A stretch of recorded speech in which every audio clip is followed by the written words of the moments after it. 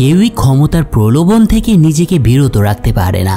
যদি কেউ পারে তাহলে হয়তো তাদের ক্ষমতা যথেষ্ট শক্তিশালী নয়, অথবা তারা এখনো পর্যন্ত সেই পর্যায়ে পৌঁছায়নি যেখানে ক্ষমতা তাদের নাগালের মধ্যে আছে।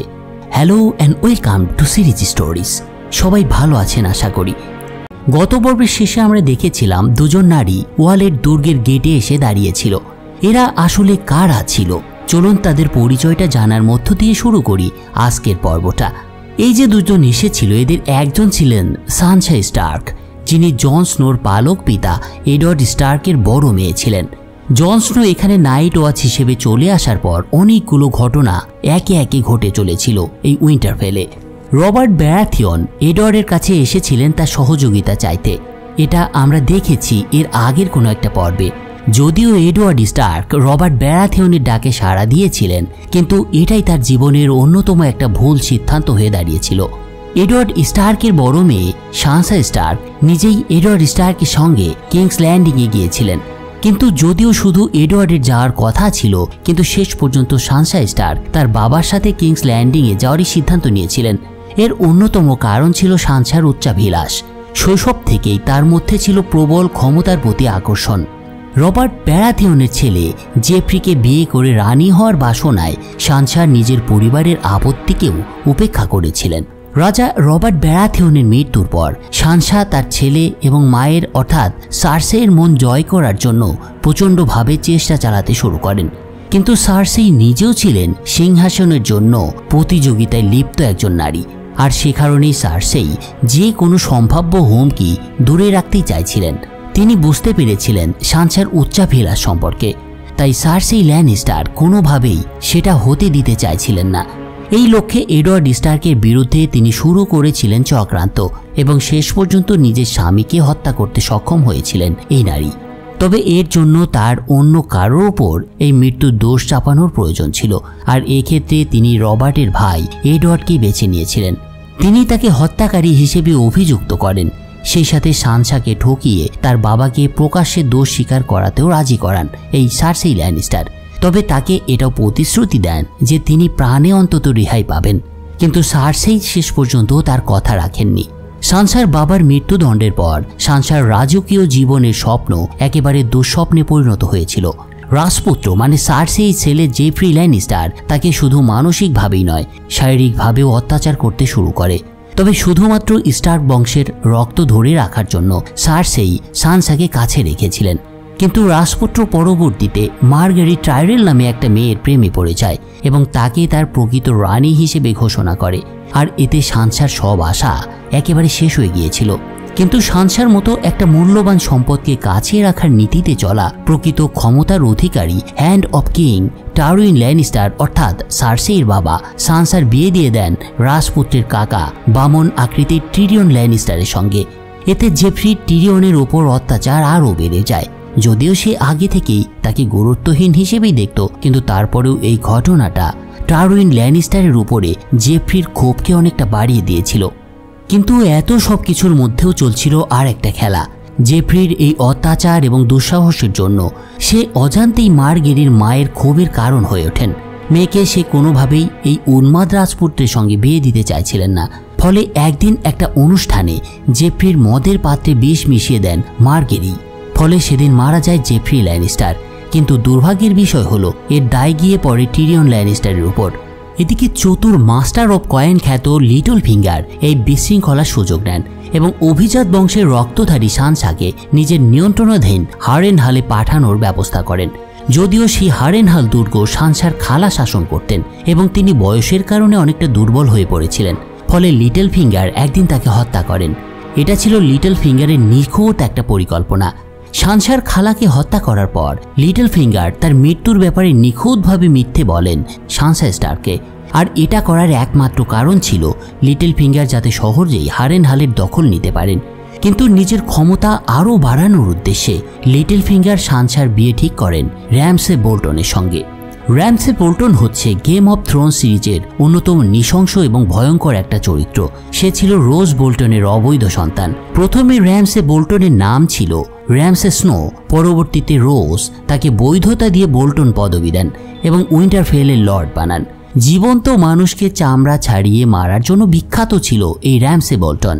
উইন্টারফেলের কথা শুনে একটু অবাক হয়েছেন আপনারা, তাই না? আসছি সেই কাহিনীতে যে তিনি কিভাবে এটা করতে পেরেছিলেন। তো সানসা যখন লিটল ফিঙ্গারের পরিকল্পনার কথা জানতে পারলেন তখন সে র্যামসেকে বিয়ে করতে অস্বীকৃতি জানায়, কিন্তু শেষ পর্যন্ত এটা মেনে নেওয়া ছাড়া সানসার আর কোনো উপায় ছিল না। আর একদিন সানসার সাথে বিয়ে হয়ে যায় র্যামসে বোল্টনের। র্যামসে বোল্টনের সুদর্শন এবং সৌম্য চেহারা সত্ত্বেও বিয়ের রাতেই সে সানসাকে জোর করে শারীরিক সম্পর্ক করাতে বাধ্য করে এবং তখনই তারই বন্দী সানসার প্রাক্তন পালক ভাই থিওন গ্রেজয়কে বাধ্য করে এটা দেখাতে। ভাবতে পারছেন এই পিশাচ বোল্টন কতটা ভয়ঙ্কর ছিল। আচ্ছা, থিওন গ্রেজয়কে দেখে আপনারাও হয়তো এবার অনেকটা অবাক হয়েছেন, আমি শিওর। থিওন গ্রেজয় কে ছিল সে বিষয়ে আমরা এই সিরিজের প্রথমেই দেখেছিলাম, কিন্তু তার ভাগ্য এখানে কিভাবে তাকে টেনে নিয়ে আসলো চলুন এবার সেই বিষয়টা জেনে নেওয়া যাক। নিজের পিতার কর্তৃত্ব থেকে মুক্ত হওয়া প্রতিটি মানুষের স্বপ্ন থাকে। নিজের পালক পিতা এডওয়ার্ড স্টার্কের মৃত্যুর পর থিওন গ্রেজয় অনেকটা বেপরোয়া হয়ে উঠেছিলেন এবং কৃতজ্ঞতা বা আনুগত্যের বোধকে একেবারে উপেক্ষা করতে শুরু করেছিলেন তিনি। স্টার্ক পরিবারে যারা তাকে লালন পালন করত তাদের একে একে নির্মমভাবে হত্যা করেছিল এই থিওন গ্রেজয়। কিন্তু সানসার বড় ভাই রব স্টার্ক যখন এটা জানতে পারে তখন সে ভীষণ রাগান্বিত হয়ে ওঠে তার প্রতি। রব জানতে পারে তার প্রাক্তন সঙ্গীরা তার বিরুদ্ধে বিদ্রোহ করছে এবং তাদের বাবার প্রতিশোধ নিতে চাইছে। রব স্টার্কের প্রধান সেনাপতি ছিলেন রোজ বোল্টন, মানে র্যামসের পালক বাবা। রব রোজ বোল্টনকে নির্দেশ দেয় থিওন এবং তার অনুসারীদের দমন করার জন্য। এই নির্দেশ পাওয়ার পর রোজ বোল্টন তার পালিত সন্তান র্যামসে বোল্টনকে পাঠান থিওন এবং তার অনুগামীদের দমন করার জন্য। নির্দেশ পেয়ে র্যামসে অনেক কৌশলে আগেই কিছু প্রহরীকে ঘুষ দিয়ে নিজের পক্ষ নিয়ে নেয় এবং শেষ পর্যন্ত থিওনকে আটক করতে সক্ষম হয়। এরপর থিওনকে র্যামসে হারেনহালে ফিরিয়ে নিয়ে আসে, কিন্তু তারপরেই থিওনের ভাগ্যে নেমে আসে বিপর্যয়। হারেনহালে আসার পর সে জানত না সে কোথায় আছে। তাকে অনেক নির্যাতন করা হলেও কোনো প্রশ্নের উত্তর সে দিতে পারত না, কিন্তু ধূর্ত র্যামসে এটা সুযোগ নিয়ে থিওনের বিশ্বাস অর্জন করতে চাইছিল। তো এরকম পরিস্থিতিতে একদিন প্রহরীদের অনুপস্থিতিতে র্যামসে বোল্টন এক চাকরের ছদ্মবেশে থিওন গ্রেজয়ের কাছে আসে এবং থিওনের বোন তাকে পাঠিয়েছে বলে তার কাছে সে পরিচয় দেয়। এরপর সে থিওনের শিকল খুলে দিয়ে বলে সূর্যোদয়ের দিকে দৌড়াতে। সেখানেই তার বোন তার জন্য অপেক্ষা করছে। সেদিন ছাড়া পাওয়ার পর থিওন গ্রেজয় সকাল থেকে দুপুর পর্যন্ত দৌড়াতে থাকেন, কিন্তু এক সময় সে দিক হারিয়ে ফেলে। এদিকে তাকে ধাওয়া করা হয় শিকারীদের দ্বারা এবং খোলা প্রান্তরে কোনো সুবিধা না থাকায় সে জঙ্গলের গভীরে পালাতে বাধ্য হয়, কিন্তু শেষ পর্যন্ত ধরা পড়ে যায় থিওন গ্রেজয়। সেই জঙ্গলে যখন হামলাকারীরা থিওনের উপরে চওড়াও হতে যায় তখন জঙ্গলের ভেতর থেকে একাধিক তীর এসে একে একে তাদের মেরে ফেলে। যে থিওন গ্রেজয়কে উদ্ধার করেছিল সে ছিল র্যামসে বোল্টন। চোখের সামনে নিজের ত্রাতাকে দেখে থিওনের মনে র্যামসের প্রতি এক ধরনের ভালো লাগার জন্ম নেয় এবং সে তার অন্তরের ইচ্ছা, পরিকল্পনা এবং স্টার্ক পরিবারের প্রতি ক্ষোভ প্রকাশ করতে শুরু করে। কিন্তু এতদিন স্টার্কের সাথে বসবাস করার কারণে নিজের বিশ্বাসঘাতকতার জন্য থিওনের মধ্যে তখনও অপরাধবোধ কিছুটা রয়ে গিয়েছিল। সম্ভবত এই স্বীকারোক্তির কারণেই র্যামসে থিওনের প্রাণে বাঁচিয়ে রাখে, যদিও সে শাস্তি থেকে রেহাই পেয়েছিল না পরবর্তীতে, এবং তার এই ভয় জাগ্রত করেছিল র্যামসে নিজেই। তো র্যামসের এই এতক্ষণের কর্মকাণ্ডগুলো ছিল শুধু থিওনের আস্থা অর্জনের জন্য, কিন্তু দুর্গে ফিরে আসার পর যখন অন্ধকারে আগুন জ্বলতে শুরু করে তখন থিওনের দেহের প্রতিটি রন্ধ্রে রন্ধ্রে ভয় প্রবেশ করতে থাকে। মৃত্যু থেকে বেঁচে গেলেও থিওন গ্রেজয় জীবিত মৃত্যু নামে এক ভয়ঙ্কর শাস্তি থেকে মুক্তি পায় না। এই শাস্তির চূড়ান্ত রূপ ছিল মস্তিষ্কে ভয়কে স্থায়ীভাবে প্রেথিত করা। র্যামসে বোল্টন প্রথমে এক চাকরের ছদ্মবেশে থিওনকে ছেড়ে দিয়ে তাকে উদ্ধারকারী চরিত্রে অভিনয় করে তাকে আবার বন্দিশালায় ফিরিয়ে এনেছিল। এরপরে দিনের পর দিন থিওনের উপরে মানসিক নির্যাতন চালানো হয়। তাকে খেতে বা পান করতেও দেয়া হতো না। র্যামসে তাকে শুধু একটা কথাই বলতো, থিওনের নিজেকেই বুঝে নিতে হবে কেন তাকে ধরা হয়েছে এবং তারা এখন কোথায় আছে। কিন্তু প্রতিবার ভুল উত্তর দিলে র্যামসে বোল্টন থিওন গ্রেজয়কে নিষ্ঠুরভাবে অত্যাচার করত। এভাবে চলতে চলতে এক পর্যায়ে এসে থিওনের মানসিক অবস্থা একেবারে ভেঙে পড়েছিল। এরকম একদিন সকালে দুজন নারী এসে থিওনের শিকল খুলে দেয় এবং তাকে চা ও পানি খাওয়ায়, এছাড়া তার ক্ষতস্থানে মলম লাগিয়ে দেয়। এসব দেখে প্রচণ্ড ভীত এবং বিভ্রান্ত থিওন গ্রেজয় তাদের কাছে জানতে চায় র্যামসে কোথায় আছে। আশেপাশে র্যামসেকে না দেখে তার মধ্যে আবার বেঁচে থাকার চিন্তা প্রবল আকারে ভর করে এবং শেষ পর্যন্ত সে নারীদের বারবার প্রলোভনের কাছে আত্মসম্মান করতে বাধ্য হয়। এরপর যখন থিওনের দৃষ্টি ঝাপসা হতে শুরু করে তখন র্যামসে অনেকটা জানান দিয়েই সেই ঘরে ঢোকে এবং পরিস্থিতিকে অবজার্ভ করতে থাকে। এরপর সে একটা বিশেষ ছুরি বের করে থিওনকে পুরুষত্বহীন করে দেয়। নিজের সব কিছু হারিয়ে থিওন গ্রেজয়ের মুখে আর কোনো অভিব্যক্তির অবশিষ্টই ছিল না। পরে জানা যায় ওই দুই নারী থিওনকে প্রলুব্ধ করেছিল, যার ফলে র্যামসের বান্ধবী অনেকটা ঈর্ষান্বিত হয়ে পড়ে এবং পরবর্তীতে নিজেই র্যামসের খেলনার মতো ব্যবহৃত হতে থাকে। তো যাই হোক, ভয়ে সম্পূর্ণভাবে আত্মসমর্পণ করে থিওন যেহেতু গ্রেজয় পরিবারের একমাত্র উত্তরাধিকারী ছিল, তাই র্যামসের বাবা রোজ বোল্টন যখন এই বিষয়টা জানতে পারে তখন র্যামসের এ ধরনের কর্মকাণ্ডে তার উপর তিনি ভীষণ ক্ষুব্ধ হন। তিনি র্যামসেকে তার নিচু বংশের জন্মের কথা স্মরণ করিয়ে দিয়ে বলেন পরিবারকে কলঙ্কিত করা যাবে না তার এমন নিষ্ঠুরতায়। এছাড়া তিনি আশঙ্কা করছিলেন র্যামসের এই নির্যাতনের কারণে তাদের নিজ পরিবার ও প্রতিশোধের লক্ষ্যবস্তুতে পরিণত হতে পারে। নিজের পদ্ধতিকে কার্যকর প্রমাণ করতে র্যামসে থিওনকে নির্দেশ দেয় তাকে ছুরি দিয়ে সাজিয়ে দিতে। এরপর র্যামসে ব্যাখ্যা করে নর্থের রাজা হওয়ার জন্য সব পরিবারই লড়ছে, আর যেহেতু তারা একসাথে ছিল তাই এই আবেগের কারণে র্যামসে স্টার্ক পরিবারের সবচেয়ে ছোট দুই ভাইকে ছেড়ে দিয়েছিল। নেড স্টার্ক মারা যাওয়ার পর উত্তরের প্রতিটি প্রভাবশালীদের মধ্যেই একটা অস্থিরতা তৈরি হয়েছিল। তারা সবাই নর্থের ক্ষমতা পেতে চাইছিল। এডওয়ার্ডের মৃত্যুর পর যদিও রব স্টার্ক তার স্থলাভিষিক্ত হয়েছিলেন, কিন্তু বাবা না থাকার সুযোগ নিয়ে অনেকেই তার বিরুদ্ধে চলে যায়। এর মধ্যে অন্যতম ছিল বোল্টন পরিবার, যারা আবার নেড স্টার্কের পরিবারকে একসময় রক্ষা করত। নেডের সেনাপতি রোজ বোল্টন একদিন রবের বিরুদ্ধেও চলে গিয়েছিল এবং নেডের বড় ছেলে রব স্টার্ককে হত্যা করেছিল, কিন্তু এটা হয়েছিল সার্সের প্রচ্ছন্ন সমর্থনের কারণে। যখন থিওন গ্রেজয় জানতে পারে তার পালক পিতার বড় ছেলে রব স্টার্ক সার্সের ষড়যন্ত্রে নিহত হয়েছে এবং সে জোট গঠনের প্রস্তুতি নিচ্ছে এবং বিদ্রোহের পরিকল্পনা করছে, তখন সে বুঝতে পারে তার পালক পরিবার অর্থাৎ স্টার্ক পরিবার চরম অস্থিরতার মধ্যে রয়েছে।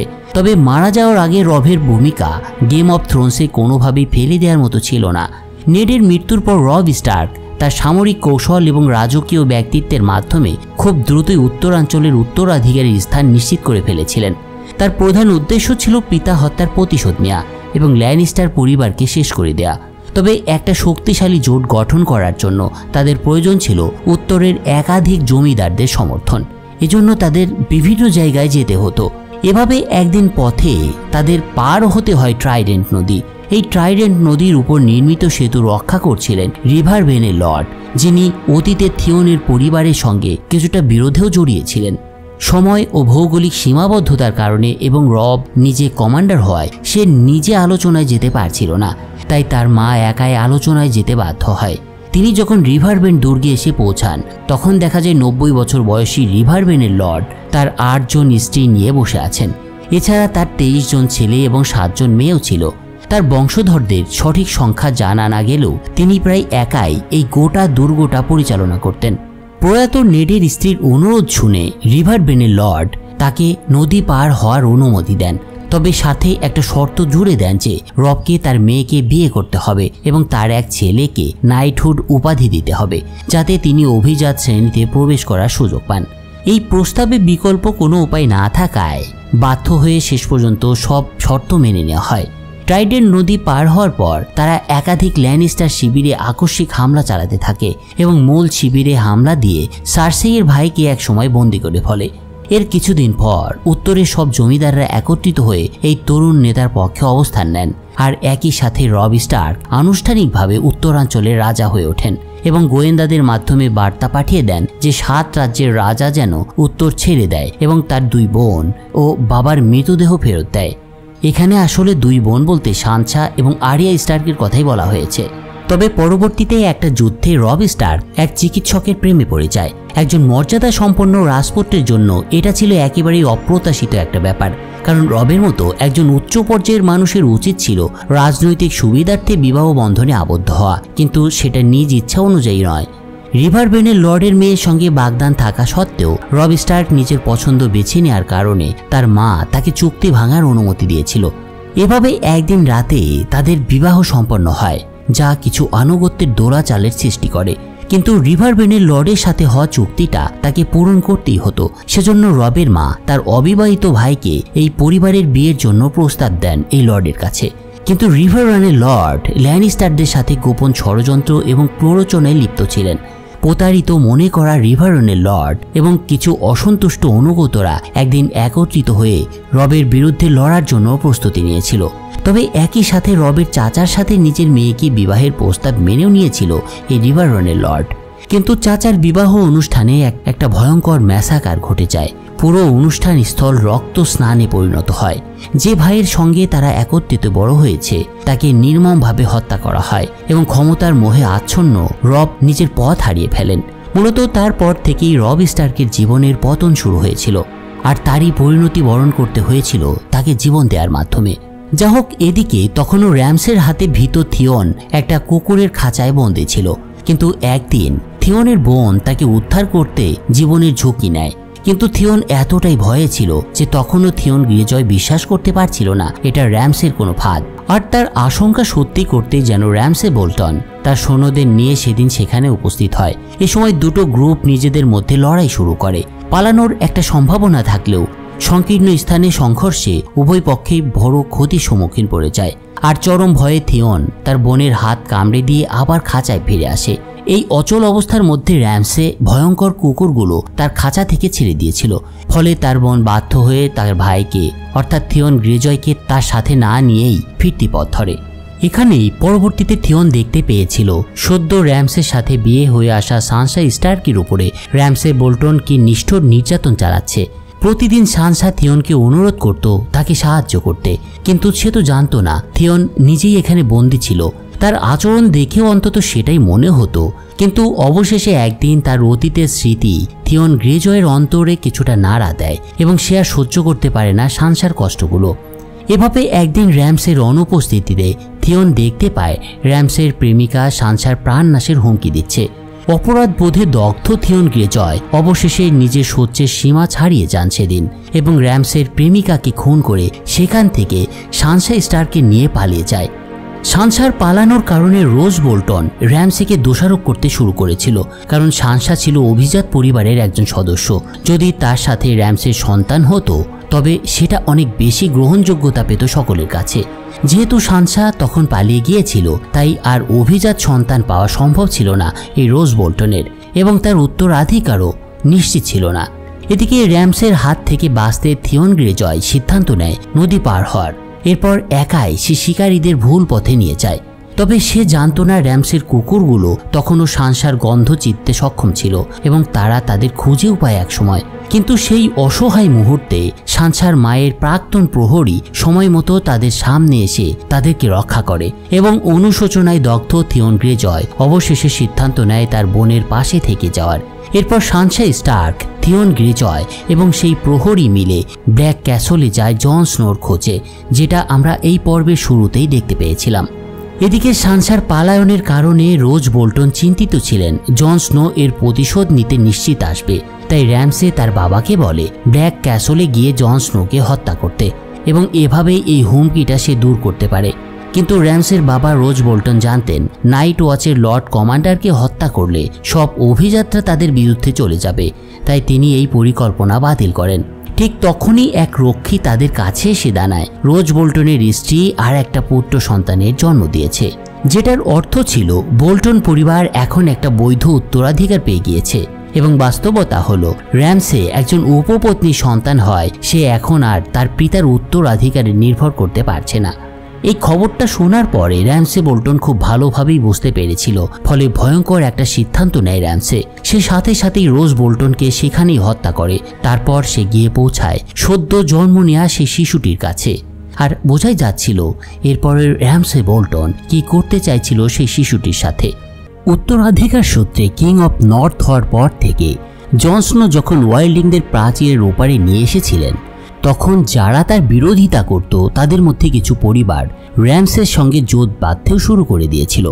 যদিও তারা প্রকাশ্যে জনের বিরোধিতা করত না বা এটা স্বীকার করত না, তবুও তারা চাইছিল জন স্নোকে সরিয়ে দিতে। আর র্যামসে এটা সুযোগ পুরোপুরিভাবে নিতে চাইছিল। সে তার পালক পিতা রোজ বোল্টনকে হত্যা করে নিজে তার জায়গায় বসিয়েছিল এবং তারপর থেকেই এই র্যামসে বোল্টন চূড়ান্তভাবে নর্থের কিং হওয়ার জন্য নিজেকে প্রস্তুত করতেও শুরু করে। নর্থের অন্যতম একটা অভিজাত পরিবার ছিল অ্যাম্বার পরিবার। র্যামসে চাইছিল এই অ্যাম্বার পরিবার তাকে আনুষ্ঠানিকভাবে সমর্থন করুক, এজন্য সে তাদের কাছে একদিন প্রস্তাব পাঠায় এবং তার প্রস্তাবে সাড়া দিয়েছিল এই পরিবারটা। কিন্তু তারা র্যামসের আনুগত্য স্বীকার করার বিনিময়ে একটা প্রস্তাব দেয় তাকে। তারা যে প্রস্তাবটা দিয়েছিল সেটা হচ্ছে তাদের মধ্যে জোট হবে শুধুমাত্র জন স্নোর বিরুদ্ধে একত্রে যুদ্ধ করার একটা কৌশলগত জোট, তার বেশি কিছু নয়। তো এই জোটটা কি করতে চলেছিল? রিকন স্টার্ক। আপনারা এই নামটা কখনো শুনেছেন? আমার মনে হয় না। আসলে রিকন স্টার্ক ছিলেন স্টার্ক পরিবারের ছোট ছেলে এবং এডওয়ার্ড স্টার্কের পরিবারের কনিষ্ঠ সন্তান। আমাকে একজন দর্শকের আগে প্রশ্ন করেছিলেন এই রিকন স্টার্কের বিষয়টা আমি এড়িয়ে গিয়েছি, কিন্তু আসলে না। আমি চাইছিলাম রিকন যখন গেম অফ থ্রোনসের ভাইটাল ক্যারেক্টার হয়ে উঠবে তখন তাকে আপনাদের সামনে নিয়ে আসব এবং তার চরিত্রকে ব্যাখ্যা করব। তো এই পর্বেই সেটা থাকছে। যখন থিওন গ্রেজয় তাদের পূর্বপুরুষদের দুর্গ দখল করে নিতে শুরু করেছিল তখন এই রিকন স্টার্ক গোপনে পালিয়ে অ্যাম্বার পরিবারে আশ্রয় নিয়েছিল। কিন্তু এই অ্যাম্বার পরিবারই শেষ পর্যন্ত রিকন স্টার্কের সাথে বিশ্বাসঘাতকতা করে। র্যামসের সাথে জোট বাঁধার পর তাদের ঘনিষ্ঠতা বেড়ে যায় এবং রবের মৃত্যুর পর রিকন এবং তার বিশ্বস্ত সহচরকে উপহার হিসেবে র্যামসের কাছে তুলে দেওয়া হয়। রিকনের সাথে ছিল একটা ডায়ারউলফ। এই নেকড়েটাই রক্ষা করত তাকে, কিন্তু দুর্ভাগ্যবশত সেই ডায়ারউলফেরও শিরচ্ছেদ করা হয়। এটা করে অ্যাম্বার রাই এবং তারপর সেটাকে র্যামসের সামনে নিয়ে আসা হয়। ডায়ারউলফের মাথা দেখে নিশ্চিন্ত মনে র্যামসে তখন মনে মনে ভাবতে শুরু করে তার হাতে এখন আরেকটা অপ্রতিরোধ্য তাস চলে এসেছে। মানে সে এখানে রিকনকে তুরুপের তাস হিসেবে ধরে নিয়েছিল এবং তাকে সামনের খেলার জন্য একটা ঘুঁটিতে পরিণত করতে চাইছিল সে। কিন্তু কিভাবে সেটাই আমরা সময় হলে দেখব। এদিকে সানসাও জন স্নোর কাছে পৌঁছে গিয়েছিল, আমরা গত পর্বে দেখেছি। আর এটা বলাই যায় সে জন স্নোর অনুগ্রহের জন্য তাকে অনুরোধ করেছিল এবং নিশ্চয়ই জন স্নো তার বোনকে সাহায্য করতে র্যামসের বিরুদ্ধে দাঁড়াবে বলেই ধরে নেওয়া যাচ্ছিল। কিন্তু লিটল ফিঙ্গার বুঝতে পারেনি এই দ্বন্দ্বে জন স্নো নাকি র্যামসে জিতবে, তাই সে সানসার অনুগ্রহ পেতে চেষ্টা চালাচ্ছিল। এই লোকটার আচরণে আসলে বোঝা যায় সে কতটা স্বার্থপর প্রকৃতির। তো সানসা যখন লিটল ফিঙ্গারের মনোভাবের কথা জানতে পারে তখন সে তার ক্ষমা প্রার্থনা কঠোরভাবে প্রত্যাখ্যান করে। এর কারণ ছিল তার বিশ্বাস ছিল র্যামসের প্রকৃত স্বভাব জেনেও লিটল ফিঙ্গার তাকে রাজনৈতিকভাবে লাভের জন্য র্যামসের সাথে জোর করে বিয়ে দিয়েছিলেন। আর যে এটা করতে পারে তাকে ক্ষমা করা কোনোভাবেই তার পক্ষে সম্ভব নয়। আমরা যদি এই স্টার্ক পরিবারের কথা বিবেচনা করি তাহলে দেখা যায় সানসা স্টার্ক কখনোই কিন্তু জন স্নোর প্রতি আগে এতটা সদয় ছিলেন না। এর কারণও ছিল একটা, আসলে জন স্নো ছিল তাদের বাবার অবৈধ সন্তান, কিন্তু জন স্নোর মন ছিল উদার। সে কোনো আক্রোশ রাখেনি সানসার প্রতি, বরং সে ধীরে সুস্থে সানসার পূর্বের অপরাধ বোধগুলো দূর করতে তাকে সাহায্য করছিল। তার এই উদারতায় অনুপ্রাণিত হয়ে সানসা একসময় প্রস্তাব দেয় তাদের পৈতৃক দুর্গ পুনরুদ্ধারের। এ সময় সে উইন্টারফেলকে উদ্ধারের জন্য একটা পরিকল্পনার কথা বলে এবং সাথে এটাও বলে যে জন স্নো ওয়াইল্ডিংদের সাথে নিয়ে উইন্টারফেলকে উদ্ধার করার জন্য যুদ্ধের নেতৃত্ব দিতে পারে। কিন্তু জন স্নো তখন একের পর এক যুদ্ধ নিয়ে অনেক ক্লান্ত হয়ে পড়েছিল, তাই সেই মুহূর্তে নতুন কোনো যুদ্ধে জড়াতে চাইছিল না। কিন্তু একদিন জন স্নোর কাছে র্যামসের পক্ষ থেকে একটা চিঠি আসে, যে চিঠিতে জন স্নোকে নিন্দা জানানো হয়। সেখানে বলা হয় এই দক্ষিণে ওয়াইল্ডিংদের প্রবেশের অনুমতি দেওয়া তার জন্য ভুল হয়েছে। র্যামসের চিঠিতে জানায় সে রিকন স্টারকে বন্দি করেছে এবং জন স্নোর কাছে সানসাকে নিঃশর্ত সমর্পণ করার দাবিও জানায় সে। একই সাথে র্যামসে হুমকি দিয়ে এটাও বলে যদি জন স্নো তার প্রস্তাবটা না মানে তাহলে সে তার সেনাবাহিনী নিয়ে নাইট ওয়াচ এবং ওয়াইল্ডিংদের ঘিরে ফেলবে এবং তাদেরকে শেষ করে দেবে। আসলে এটা ছিল র্যামসে বোল্টনের পক্ষ থেকে একটা সরাসরি হুমকি। সানসা শুনেছিল র্যামসের কাছে প্রায় 5000 বোল্টন সেনা আছে, যা নাইট ওয়াচের দুর্গ অবরোধ করার পক্ষে যথেষ্ট। এই বিষয়টা জন স্নোর কাছে একটা চিন্তার ব্যাপার হয়ে দাঁড়িয়েছিল। এটা নিয়ে জন ওয়াইল্ডিংদের বিষয়ে টারমনকে জিজ্ঞাসা করলে টারমন জানায় তাদের কাছে মাত্র 2000 যুদ্ধযোগ্য ওয়াইল্ডিং সেনা আছে। তথ্যটা শোনার পর জন স্নো তখন ভাবতে থাকে সে র্যামসেকে আক্রমণ করবে নাকি প্রতিরক্ষার দিকে নজর দেবে। কিন্তু সানসার একটা কথা তাকে র্যামসের চ্যালেঞ্জ মোকাবিলা করার জন্য উদ্বুদ্ধ করে তোলে। সানসা জন স্নোকে বলে উইন্টার ইজ কামিং, শীত আসছে এবং মৃতদের বাহিনীও এগিয়ে আসছে তাদের দিকে। তাই তাকে র্যামসের বিষয়ে পজিটিভ একটা সিদ্ধান্ত নিতেই হবে। এদিকে র্যামসের নৃশংসতাও দিনে দিনে বৃদ্ধি পাচ্ছিল। সে যেমন মানুষকে জীবন্ত চামড়া ছাড়িয়ে হত্যা করত, তেমনি পরিবারের প্রতি তার কোনো অনুভূতিই ছিল না। র্যামসের এই কুখ্যাতির কারণে অধিকাংশ অভিযাত্রা র্যামসের বিপক্ষে যেতেও ভয় পেত। তবে অন্যদিকে তারা জন স্নোকে সহায়তা করতেও রাজি ছিল না, কারণ সে ছিল একজন জারদ সন্তান। কিন্তু এর মধ্যে সানসার স্টার পদবী তখনও তার অভিজাত পরিচয়ে বহন করছিল এবং তার চাচা ব্রিন্ডেল টালি তখনও বেঁচে ছিলেন। এই বিষয়টা মাথায় আসতেই তারা ঠিক করে এই বিষয়গুলোকে হাতিয়ার হিসেবে কাজে লাগিয়ে অন্য নর্থার্ন অভিজাত পরিবারগুলোকে তাদের সমর্থনে তারা টানার চেষ্টা করবে। এই লক্ষ্যে জন স্নো একটা দক্ষ টিমকে সাথে নিয়ে রওনা দেয় এই অভিজাতদের পরিবারদের উদ্দেশ্যে। তাদের প্রথম গন্তব্য ছিল ওয়াইল্ডিংদের মূল বহরের সাথে দেখা করা, যারা এর আগে হোয়াইট ওয়াকারদের বিরুদ্ধে জোট বাঁধার প্রতিশ্রুতি দিয়েছিল। তাদের সাথে দেখা হওয়ার পর জন স্নোর মনোভাব জেনে অনেক নেতাই তার সাথে দ্বিমত পোষণ করেন। তাদের মনোভাব বুঝতে পেরে জন স্নো বলে, যদি তারা পরাজিত হয় তবে ওয়াইল্ডিংদের বিরোধিতা করা র্যামসের পরবর্তী লক্ষ্য হবে তারা। কিন্তু এই কথাই এবার কাজ হয় না। কিন্তু একেবারে অনিচ্ছা সত্ত্বেও এই ওয়াইল্ডিংরা শেষ পর্যন্ত জনের ডাকে সাড়া দেয়। জন স্নোর সাথে গিয়েছিল ড্যাভোস এবং সানসা স্টার্ক। তাদের নিয়ে জনের পরবর্তী গন্তব্য ছিল মরমন পরিবার, যারা বিখ্যাত ছিল তাদের বীরত্বের জন্য এবং এরা রিয়ার আইল্যান্ড শাসন করত। মরমন পরিবারের বর্তমান শাসক ছিল লায়ানা মরমন্ট। মাত্র 10 বছর বয়সী হলেও এই লায়ানা ছিল বেশ সাহসী কন্যা। কিন্তু মরমনদের সাথে স্টার্ক পরিবারের একটা ঠান্ডা সম্পর্ক প্রায় সবসময়ই বিরাজ করত। আর সানসা এটা জানত, তাই সে বরফ গলাতে লায়ানার সৌন্দর্যের প্রশংসা করতে শুরু করে এবং তার প্রয়াত ফুপুর নাম উচ্চারণ করে তার নামেও গুণগান করতে শুরু করে সে। কিন্তু লায়ানা তার চাল বুঝে যায়, তাই সে স্পষ্টভাবে বলে তার মা সুন্দরী ছিলেন না মোটেও। তিনি রব স্টার্কের পক্ষে লড়াই করে মারা গিয়েছিলেন। এই কথা সূত্র ধরে এরপর জন স্নো প্রাক্তন লর্ড কমান্ডার জিওর মরমন্টের প্রশংসা করতে থাকেন। কিন্তু এটাও দ্রুত বুঝতে পারে এই ছোট্ট লায়ানা তার বক্তব্য যথেষ্ট নয় তাদের সমর্থন পেতে বলে এটা স্পষ্ট স্বীকার করে দেয় এই লায়ানা মরমন্ট। এতক্ষণ ধরে সানসা এবং জন স্নোর কথোপকথন খুব ভালোভাবে লক্ষ্য করছিল ড্যাভোস। যখন সে দেখল এভাবে কথায় কাজ হচ্ছে না, তখন এই অ্যানিয়ন নাইট ড্যাভোস নিজের পরিচয় দেন এবং লায়ানা কিছু জিজ্ঞাসা করার আগেই নিজের দৃষ্টিভঙ্গি ব্যাখ্যা করতে থাকেন তিনি। ডাভোসের কথার পর জন স্নো আবার লিয়ানার কাছে নিজের অভিজ্ঞতা শেয়ার করতে শুরু করেন। সে তাকে বলে উত্তরাঞ্চলের বিচ্ছিন্ন গোষ্ঠীগুলো কোনোভাবেই হোয়াইট ওয়াকারের বিরুদ্ধে টিকে থাকতে পারবে না। যে করেই হোক তাদের এক হতে হবে যদি তারা বাঁচতে চায়। এই দুটো অভিযান সফলই ছিল বলা যায়, কারণ দেখা যায় অবশেষে তারা ওয়াইল্ডিং এবং লায়ানা মরমন্টের সমর্থন পেয়েছিল। এরপর তারা গ্রেভার পরিবারের কাছে গিয়ে পৌঁছায় এবং তাদের আসার উদ্দেশ্যর কথা তাদেরকে ব্যক্ত করে। এই গ্রেভার পরিবার যখন জানতে পারে তাদের ওয়াইল্ডিংদের সঙ্গে জোট বেঁধে র্যামসের মোকাবিলা করতে হবে, তখন তারা জন স্নোর প্রস্তাব প্রত্যাখ্যান করে। শেষ পর্যন্ত সব মিলিয়ে জন স্নো দুটো গোষ্ঠীর সমর্থন পেয়েছিল র্যামসের মোকাবেলা করার জন্য এবং তাদের কাছে ছিল মাত্র 2300 সৈন্যের একটা দল, যাদের মধ্যে 2000 ছিল ওয়াইল্ডিংস এবং বাকি ছিল অন্যরা। কিন্তু স্বাভাবিকভাবেই এই অপর্যাপ্ত সৈন্য সংখ্যার কারণে সানসা স্টার্ক একেবারে খুশি হতে পারছিলেন না। সে বারবার অভিযোগ করছিল এই সামান্য সংখ্যক সৈন্য দিয়ে র্যামসের বিরুদ্ধে যুদ্ধে জয়ী হওয়া সম্ভব নয়, শুধু এতে মানসিক চাপ বাড়বে। তাছাড়া ওয়াইল্ডিংদের সঙ্গে অন্যদের দ্বন্দ্বও বেড়ে যাবে। সার্বিক এই পরিস্থিতিটা জন স্নো নিতে পারছিলেন না, তাই সে ক্রমে অধৈর্য হয়ে উঠছিল। কিন্তু শেষ পর্যন্ত এই অপর্যাপ্ত সেনা নিয়েই জন স্নো র্যামসের বিরুদ্ধে যুদ্ধ করার সিদ্ধান্ত নেয়। সেনাদের প্রস্তুত করার পর অবশেষে দুই জারদ সন্তান প্রথমবারের মতো একে অপরের মুখোমুখি হয়। প্রথম দেখাতেই জন স্নো র্যামসেকে হাঁটু গেড়ে তার অধীনতায় স্বীকার করতে বলে। এর বিনিময়ে সে প্রতিশ্রুতি দেয় তাহলে তার বিশাল সেনাবাহিনী রেহাই পাবে এবং বিদ্রোহী নর্দার্ন অভিজাতদেরকেও ক্ষমা করে দেওয়া হবে।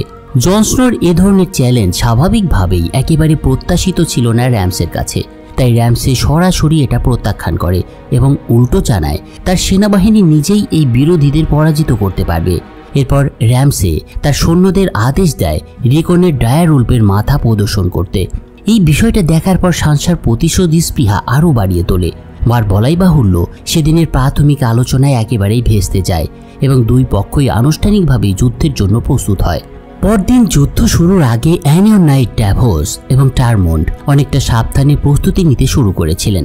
তবে সানসা জন স্নোর পরিকল্পনা নিয়ে সন্দেহ প্রকাশ করে। তার বিশ্বাস ছিল আরও সেনা জোগাড় করা দরকার ছিল তাদের। তাছাড়া তার ভাই রিকন স্টার্কও যে মরবে এটাও সে বুঝতে পারছিল।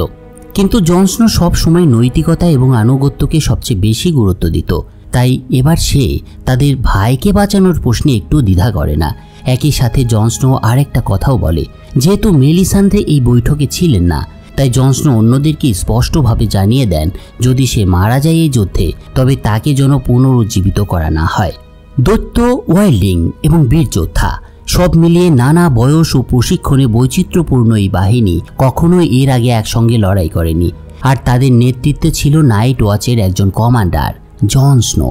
কিন্তু এই দলের বিপরীতে ছিল র্যামসে সুসজ্জিত, কৌশলগতভাবে শক্তিশালী বিশাল একটা বাহিনী, যার অধিকাংশই নর্দার্ন ঘরের সমর্থন পেয়েছিল এবং যে উত্তরাঞ্চলের সিংহাসন অধিকার করতে চলেছিল। তাছাড়া র্যামসের হাতে ছিল রিকন স্টার্ক, জন স্নোর পালক পিতার সর্বকনিষ্ঠ পুত্র। রিকন হয়তো স্টার্ক নাম ধারণ করত না, কিন্তু জন স্নো সবসময়ই তাদের আপন ভাইয়ের মতোই দেখত এবং ভালোবাসত। সেদিন যুদ্ধ শুরু হওয়ার প্রথম দিকে র্যামসে অদ্ভুতভাবে একটা মানসিক খেলা শুরু করে। জন স্নোর আবেগকে ব্যবহার করে তার সিদ্ধান্ত দুর্বল করার কৌশল নিয়েছিল সে। র্যামসে বোল্টন হঠাৎ রিকনকে ছেড়ে দিয়ে বলে, জন স্নোর সেনার দিকে দৌড় দাও, পৌঁছাতে পারলে তুমি মুক্তি পাবে। র্যামসের এই কাণ্ড দেখে জন স্নো ক্রমাগত আগে ফুঁসতে শুরু করেছিল। এ সময় সে দেখতে পায় এগিয়ে আসা রিকনকে তীরবিদ্ধ করে মাটিতে ফেলে দেওয়া হয়। আসলে র্যামসে বোল্টনের এই কৌশলের উদ্দেশ্য ছিল এটাই দেখা যে জন স্নো ব্যক্তিগত আবেগে প্রভাবিত হয় কিনা। যদি আনুগত্য একটা মনোভাব হয় তবে ব্যক্তি জীবন বা মৃত্যুর পরেও অনুসরণ করা এটা সেই মনোভাবের ঊর্ধ্বে তাকে বিশ্বাসের পরিচায়ক হবে। আসলে নেতা যখন ব্যক্তিগত আবেগে উন্মাদ হয়ে পড়েন তখন সব কৌশলই তিনি ভুলে যান। জন স্নোর ক্ষেত্রেও ঠিক এটাই ঘটেছিল।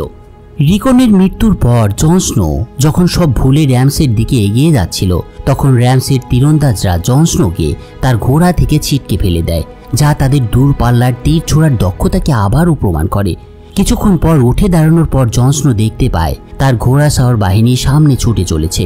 তখন তিনি একটা বিষয় উপলব্ধি করেন, একজন কমান্ডার হিসেবে তিনি তার দায়িত্ব পালনে ব্যর্থ হয়েছেন এবং সবার বিশ্বাসকে ঠকিয়েছেন। যদিও জন স্নোর তড়িঘড়ি করে গড়া বাহিনীর মধ্যে কৌশলগত কোনো সংহতি ছিল না, তবুও এই টিকে থাকার যুদ্ধে আসলেই কে পিছু হটে না। ঘোড়াসাওয়ার বাহিনী যখন সামনাসামনি সংঘর্ষে লিপ্ত হয় তখন র্যামসে বোল্টন আগে ভাগে সুবিধা পেতে দূরপাল্লার আক্রমণ শুরু করে, এমনকি এতে নিজের বাহিনীও তার ক্ষতিগ্রস্ত হচ্ছিল। বেশ কিছুক্ষণ ধরে যুদ্ধের পর দুই পক্ষের ঘোড়া বাহিনী প্রায় সম্পূর্ণ ধ্বংস হয়ে যায়। যুদ্ধক্ষেত্র জুড়ে তখন শুধু মৃতদেহের স্তূপ দেখা যাচ্ছিল। আসল বাস্তবতা ছিল মাত্র 2000 সৈন্যের বিরুদ্ধে 6000 সৈন্য লড়ছে এবং উভয় পক্ষের অর্ধেকেরও বেশি ঘোড়া সাওয়ার লড়াইয়ে ক্ষমতা হারিয়েছে। মৃতদেহের দিকে তাকিয়ে পেছন থেকে প্রতিরক্ষার নির্দেশনা দেয়া অনিয়ন নাইট এবার নিজেই তরবারি হাতে তুলে নেন এবং অবশিষ্ট সৈন্যদের নিয়ে আক্রমণ করতে এগিয়ে যান। কিন্তু তারা তো জানতো না ইতিমধ্যেই এই ছোট্ট দলটা র্যামসের ফাঁদে পা দিয়েছেন। এরপর যখন দৈত্য ও পদাতিক সেনারা জন স্নোর দিকে এগিয়ে আসতে শুরু করে তখন র্যামসের বাহিনী দুদিক থেকে ঘিরে ফেলে তাদের। সামনে ঢালধারী পদাতিক আর পেছনে বর্ষাধারী মিলে বিশাল এক ঘেরাটোপ গড়ে তুলেছিল। তবে এটা করার জন্য তাদের মৃতদেহের উঁচু প্রাচীরকে কাজে লাগানো হয়েছিল।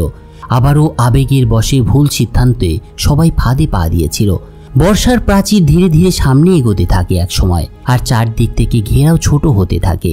কিছু মানুষ মরিয়া হয়ে মৃতদেহের স্তূপ টপকে পালাতে চাইছিল, কিন্তু র্যামসের মিত্রবাহিনীর সেনারা কাউকেই মুক্তি দিতে রাজি ছিল না। অনিয়ন নাইট ডাভোস শেষ পর্যন্ত নিরুপায় হয়ে আরেকবার পালানোর চেষ্টা করেন এবং সঙ্গে সঙ্গে সবাই তাদের শেষ শক্তি উজাড়ও করে দেয়। যদিও কিছু আক্রমণকারী তারা ধ্বংস করতে সমর্থন হয়, কিন্তু র্যামসে বোল্টনের অপরাজেয় ঢাল বেষ্টনীর সামনে পাথরের কংক্রিটে পরিণত হয়েছিল। বাইরের বেষ্টনী যত শক্ত হচ্ছিল জন স্নোর বাহিনী ততবার পিছু হটছিল এবং মৃত্যুর ছায়াও যেন তাদের দিকে ঘনিষ্ঠভাবে এগিয়ে আসছিল। অনিয়ন নাইট ডাভোস নিরুপায় হয়ে আরেকবার পালানোর চেষ্টা করেন। কিছু সৈন্য প্রতিরোধ ত্যাগ করে মৃতদেহের ঢালের দিকে দৌড়ে দেয়, কারণ তারা ভাবছিল দেয়ালের ওপারে হয়তো বাঁচার কিছু আশার আলো তারা দেখতে পাবে। আর এদিকে জন স্নো কাদার নিচে প্রায় দম বন্ধ হয়ে মারা যাওয়ার মতো অবস্থায় পড়ে যায়, কিন্তু একসময় বহু কষ্টে সে উঠে মাথা তুলে দেখার চেষ্টা করে। অন্যদিকে একমাত্র দৈত্যটাও বেশ খানিকটা আহত হয়ে পড়েছিল। সব যখন একেবারে লেজে গোবরে অবস্থা এবং জন স্নোর বাহিনী পরাজয়ের সম্মুখীন, ঠিক তখনই ঘটে একটা অদ্ভুত ঘটনা। বিশাল এক আশ্বারোহী বাহিনীকে এগিয়ে আসতে দেখা যায় যুদ্ধক্ষেত্রের দিকে। আসলে এরা ছিল লিটল ফিঙ্গারের সেনাদল। সানসা জনের অপ্রতুল সৈন্যের বিষয়টা বুঝতে পেরে গোপনে লিটল ফিঙ্গারকে একটা চিঠি পাঠিয়েছিল। লিটল ফিঙ্গারকে সে চিঠিতে বলা হয়েছিল সে যদি ক্ষমা চায় তবে নিঃশর্তভাবে সেনা পাঠাতে হবে তাকে। লিটল ফিঙ্গার যুদ্ধের ফলাফল বুঝতে পেরেছিল এবং সে জানে সে বোল্টনদের পক্ষে আর থাকতে পারবে না। আর মুহূর্তের মধ্যেই দৃশ্যপট দৃঢ় এবং সজ্জিত সেনাবাহিনী দেখে র্যামসে এবার বুঝে গিয়েছিল তার পরাজয় অনিবার্য। এমনকি হেরে গেলেও নিজের প্রাণ বাঁচানোই ছিল তার প্রধান লক্ষ্য। যুদ্ধে দক্ষ র্যামসে বোল্টন প্রথমবারের মতো এবার পরাজয়ের তিক্ত স্বাদ গ্রহণ করে। এরপরে সে পিছিয়ে উইন্টারফেল দুর্গে পালিয়ে আসে এবং দুর্গটাকে শক্তভাবে রক্ষা করার জন্য নির্দেশ দেয়। তবে তার শত্রুরা তাকে অনুসরণ করে দুর্গের ফটকে ততক্ষণে পৌঁছে গিয়েছিল। এ সময় আহত দূতের গর্জনে তলোয়ারে দক্ষ ওয়াইল্ডিংরা এক ঝটকায় উইন্টারফেল দখল করে নেয়। দুটি দরজা ভেঙে যাওয়ার মতো সাহস দেখানো আহত দৈত্যকে দেখে জন স্নোর হৃদয়ে এবার রক্তক্ষরণ শুরু হয়। সানসার ভোগান্তি, দৈত্যের সরলতা এবং যারা শুধু তখনও বেঁচে ছিল এবং যারা মৃত্যুবরণ করেছিল, সব কষ্ট যেন এই অন্যায়ের কাছে একেবারে বিলীন হয়ে যায়। কিন্তু তখনও জন স্নোর দুই চোখ র্যামসেকে খুঁজে চলছিল। সেই সাথে রিকনের প্রতিও একটা অপরাধ বোধে ছেয়ে গিয়েছিল জন স্নোর হৃদয়। যদিও রিকনের জন্য জন স্নো ছিল শুধুই একজন দত্তক ভাই, তবুও সে আন্তরিকভাবে তার অন্ত্যেষ্টিক্রিয়ার ব্যবস্থা করবে বলেই সিদ্ধান্ত গ্রহণ করেছিল এবং র্যামসেকে বিচার করার জন্য সানসার হাতেও তুলে দেওয়ার সিদ্ধান্ত নেয় সে। র্যামসেকে পাকড়াও করার পর সানসা র্যামসেকে থিওনের মতো করেই বন্দি করে সেই দুর্গের আন্ডারগ্রাউন্ডে। তাকে প্রচণ্ড আহত করেছিল জন স্নো। সেই অবস্থায় তাকে বেঁধে ফেলা হয় এবং তারপর র্যামসের কুকুরগুলোকে ছেড়ে দেওয়া হয় র্যামসেকে খাওয়ার জন্য। যে র্যামসে নিজে হাতে তার কুকুরগুলোকে এক একটা খুনে অস্ত্রে পরিণত করেছিল, সেই কুকুরগুলোর হাতেই নিজেই তাদের খাবারে পরিণত হয়েছিল এই নৃশংস র্যামসে বোল্টন। প্রতিটা মানুষের মধ্যে একটা সহজাত প্রবৃত্তি আছে এবং প্রত্যেকেরই একটা বিষয়ের প্রতি আসক্তি রয়েছে, এটা আপনাকে স্বীকার করতেই হবে। অদ্ভুত ব্যাপার হলো মানুষ তার এই আসক্তির মধ্যেই ভুল করে বসে। জন স্নোর ক্ষেত্রেও এটার ব্যত্যয় ঘটেছিল না। কারো মিশনই একেবারে মসৃণভাবে এগোয় না, নানা রকমের বাধা আসবেই। র্যামসের সঙ্গে যুদ্ধ শেষ হওয়ার পর অ্যানিয়ন নাইট ড্যাভোস একটা গোপন তথ্য প্রকাশ করেছিলেন জন স্নোকে। তিনি জানিয়ে দিয়েছিলেন মেলিসান্দ্রে স্ট্যানিসের কন্যাকে বলি দিয়েছিলেন, কিন্তু সীমিত জাদুকরী শক্তি থাকা সত্ত্বেও মেলিসান্দ্রে সত্যি কিছু মারাত্মক ভুল করেছিলেন সেদিন। তবে এই কথাগুলো শুনে তেমন কোনো প্রতিক্রিয়া দেখা যায় না জন স্নোর মধ্যে। বিভিন্ন সময় উত্তরের নানা যুদ্ধে বিজয়ের অনেকটা কৃতিত্ব প্রাচীন নাইটদের রয়েছে, তবে অধিকাংশ অভিজাত পরিবার মনে করত, মানে এই উত্তরের অভিজাত পরিবারগুলো মনে করত নাইটদের এই ভূমিকার পেছনে তাদের কোনো স্বার্থ নিশ্চয়ই লুকিয়ে আছে। তবে এটা স্বীকার করতেই হবে, শীত এগিয়ে আসায় পরিবারগুলোর মধ্যে জোট গঠন নিয়ে আর বাড়তি চিন্তা করার প্রয়োজনও ছিল না, বলা যায় সময়ও ছিল না। কিন্তু জনের জানা ছিল আসল যুদ্ধ এখনো শুরুই হয়নি, কারণ উত্তরাঞ্চলের অভিজাত পরিবারগুলোর কেউই হোয়াইট ওয়াকার বা নাইট কিং কিংবা তার ডেটস বাহিনীকে এখনো চোখে দেখতে পেয়েছিল না। তাই এই দীর্ঘ রাতের আগমনের মুখে দাঁড়িয়ে তাদের মনে একটা প্রশ্ন ছিল, নিজের বাড়িতে ফিরে গিয়ে নিরাপদে থাকা নাকি একজন নেতা নির্বাচিত করে একসঙ্গে লড়াই করা। কিন্তু দুর্গ রক্ষা করা ছিল কঠিন কাজ, এটা জন স্নো ভালোভাবেই বুঝতে পারতেন। আর এখন যেহেতু সে উত্তরের রাজা হয়ে গিয়েছিল, তাই তার পরবর্তী পদক্ষেপ ছিল উত্তরের সব পরিবারকে ঐক্যবদ্ধ করা এবং হোয়াইট ওয়াকারের বিরুদ্ধে লড়াইয়ের কৌশল খুঁজে বের করা। জন স্নো জানত ড্রাগন গ্লাস দিয়ে হোয়াইট ওয়াকারের মারা সম্ভব, তাই সে সকলকে আদেশ দেয় সবাই যেন ড্রাগন গ্লাস খুঁজে বের করে। এছাড়া সবাইকে যুদ্ধ কৌশল শেখার বিষয়েও জোর দিয়েছিল কিং অব নর্থ। জন একটা বিষয়ে বেশি জোর দিয়েছিলেন, সেটা হচ্ছে পরিবারে যাদের বয়স 10 থেকে 60-এর মধ্যে তাদের লিঙ্গ নির্বিশেষে প্রত্যেককে প্রশিক্ষণ দিতে হবে এবং সবসময় প্রশিক্ষণের মধ্যেই থাকতে হবে তাদের।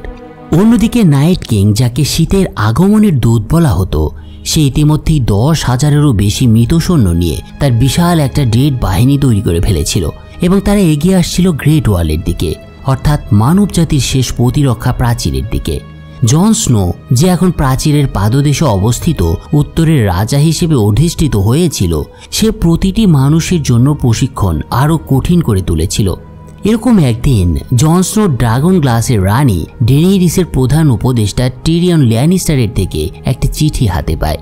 টিরিয়ন ল্যানিস্টার একসময় সানসা স্টার্কের স্বামী ছিলেন, কিন্তু সানসা তাকে তার পরিবারের শত্রু মনে করত। তাই সে ধারণা পোষণ করত তার সাথে দেখা করা ঝুঁকিপূর্ণ হবে। কিন্তু অ্যানিয়ন নাইট ড্যাভোস কিছুটা সাবধানী গলায় বলে ওঠেন, ডেনেইরিসের সাথে জোট করতে পারলে তার 3 ড্রাগনের আগুনে হোয়াইট ওয়াকারদের প্রতিহত করা সম্ভব হবে। ড্যাভোসের এই প্রস্তাবের পর অনেকটা সেটাকে পজিটিভ ভাবে নেন জন স্নো। এছাড়া যখন অ্যানিয়ন নাইট ড্যাভোস বলেন এই প্রস্তাবটা জনের ভেবে দেখা উচিত, তখন জন বিষয়টা নিয়ে ভাবা শুরু করেন। কথাগুলো শোনার পর জন অনেকটা দোটানায় পড়ে গিয়েছিলেন। দোটানায় পড়া জনের সামনে স্যামুয়েল, যে তখনও সিটাডেলে পড়াশোনা করছিল, সে বহু তথ্য সংগ্রহ করে একটা বিষয় প্রমাণ করার চেষ্টা করে। সে জনকে বলে ড্রাগন স্টোনে, মানে যেখানে ডেনেইরিস থাকতো, সেখানে প্রচুর পরিমাণে ড্রাগন গ্লাস মজুদ আছে। তাই যদি হোয়াইট ওয়াকারকে পরাজিত করতেই হয়, তাহলে ডেনেইরিসের সঙ্গে ভালো সম্পর্ক গড়ার কোনো বিকল্প নেই।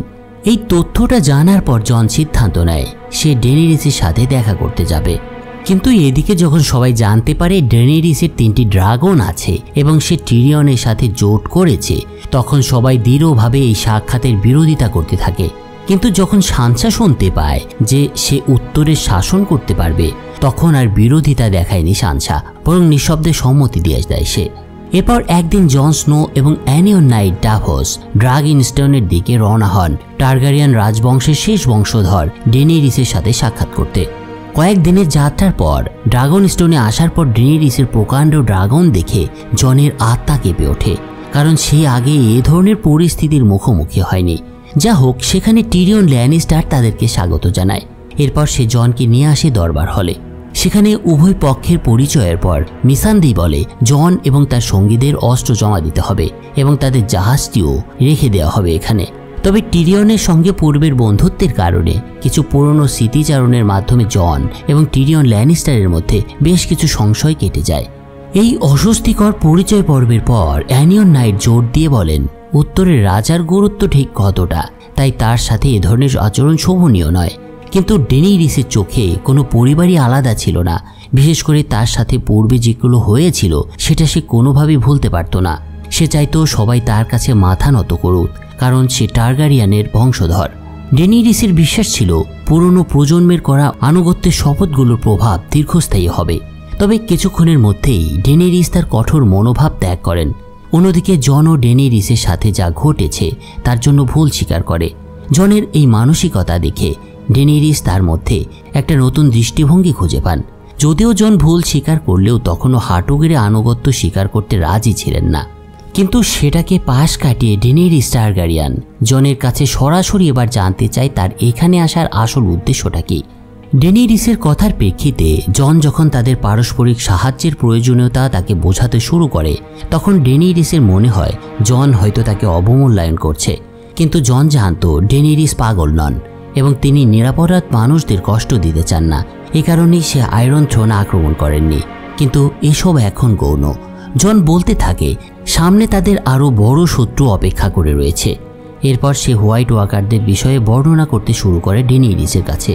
কিন্তু মৃতদের সেনাবাহিনীর কথা শুনে এমনকি জ্ঞানী ল্যানিস্টারও সন্দিহান হয়ে পড়েন। তবে টিরিয়ন ল্যানিস্টার জানত জন এমন কোনো মানুষ নয় যে ফালতু প্যাচাল পেরে ক্ষমতার জন্য অজুহাত তৈরি করবে।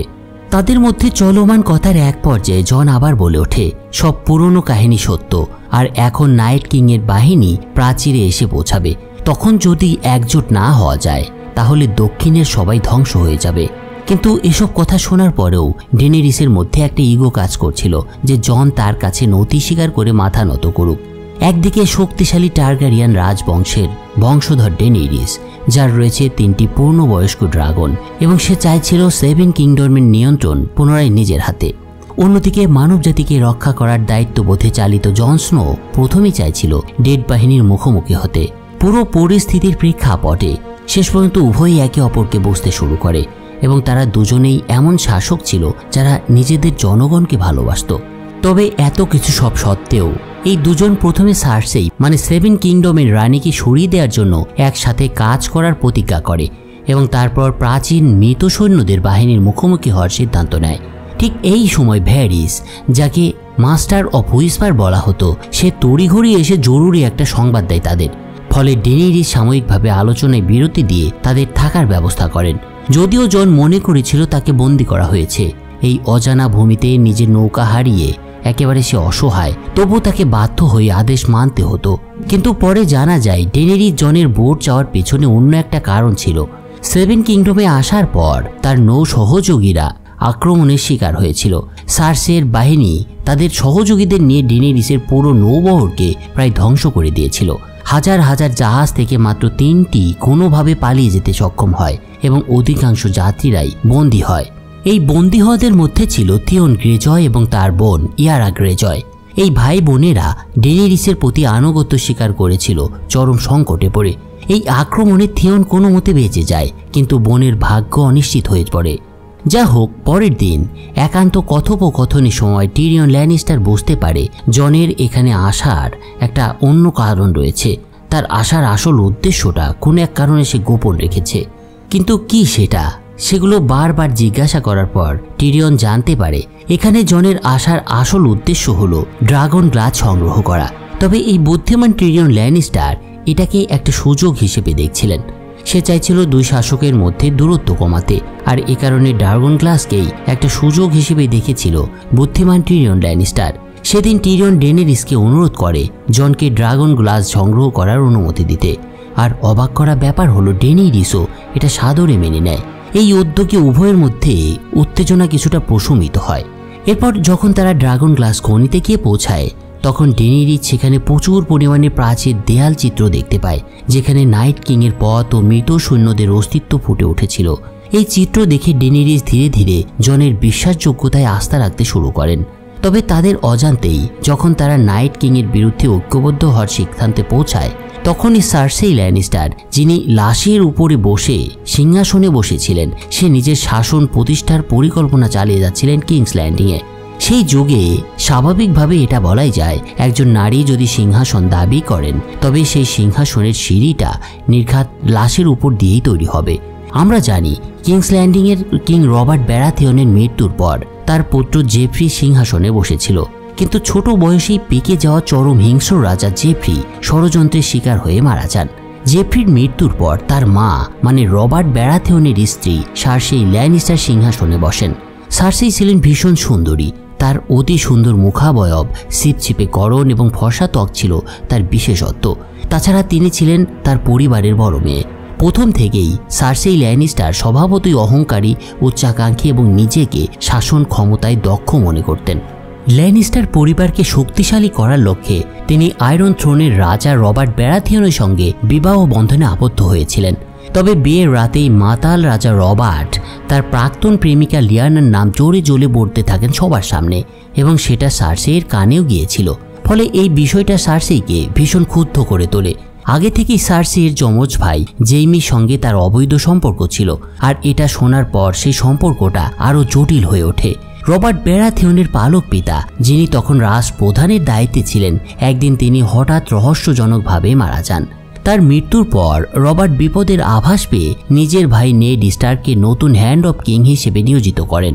তবে নেড যখন ওই মৃত্যুর খবর তদন্ত করতে শুরু করেন, তখন তিনি আবিষ্কার করেন সার্সেইয়ের 3টি সন্তান আসলে রবার্টের নয়, বরং জেইমি ল্যানিস্টারের সন্তান। এই গোপন তথ্য ফাঁস হতে চলেছে বুঝতে পেরে সার্সেই নিজের কাজিন ল্যান্সেলকে দিয়ে রবার্টের মদের মধ্যে বিষাক্ত দ্রব্য মিশিয়ে দেন। ফলে একটা শিকারে গিয়ে মাতাল অবস্থায় রবার্ট বন্য শূকরের আক্রমণে প্রাণ হারান। এরপর সার্সেই ল্যানিস্টার দ্রুত এক রাষ্ট্রীয় ষড়যন্ত্র পরিচালনা করতে শুরু করেন। প্রথম ধাপ হিসেবে তিনি তার মাত্র 13 বছরের পুত্র জেফ্রিকে রাজা হিসেবে ঘোষণা করেন এবং নিজেকে কুইন রেজেন্ট নির্বাচিত করেন। এছাড়া তিনি কিংস গার্ডের কমান্ডার ব্যারিস্টার সেলমিকে বয়স ও অযোগ্যতার অজুহাতে বরখাস্ত করে নিজের ভাই জেইমি ল্যানিস্টারকে নতুন কমান্ডার হিসেবে নিয়োগ দেন। প্রথমে তিনি পরিকল্পনা করেছিলেন নেড স্টার্ককে মিথ্যা অভিযোগে নির্বাসনে পাঠাবেন, এবং যদি সব দোষ নেড স্বীকার করে নেয় তবে তার স্বাভাবিক মৃত্যুদণ্ড দেওয়া হবে।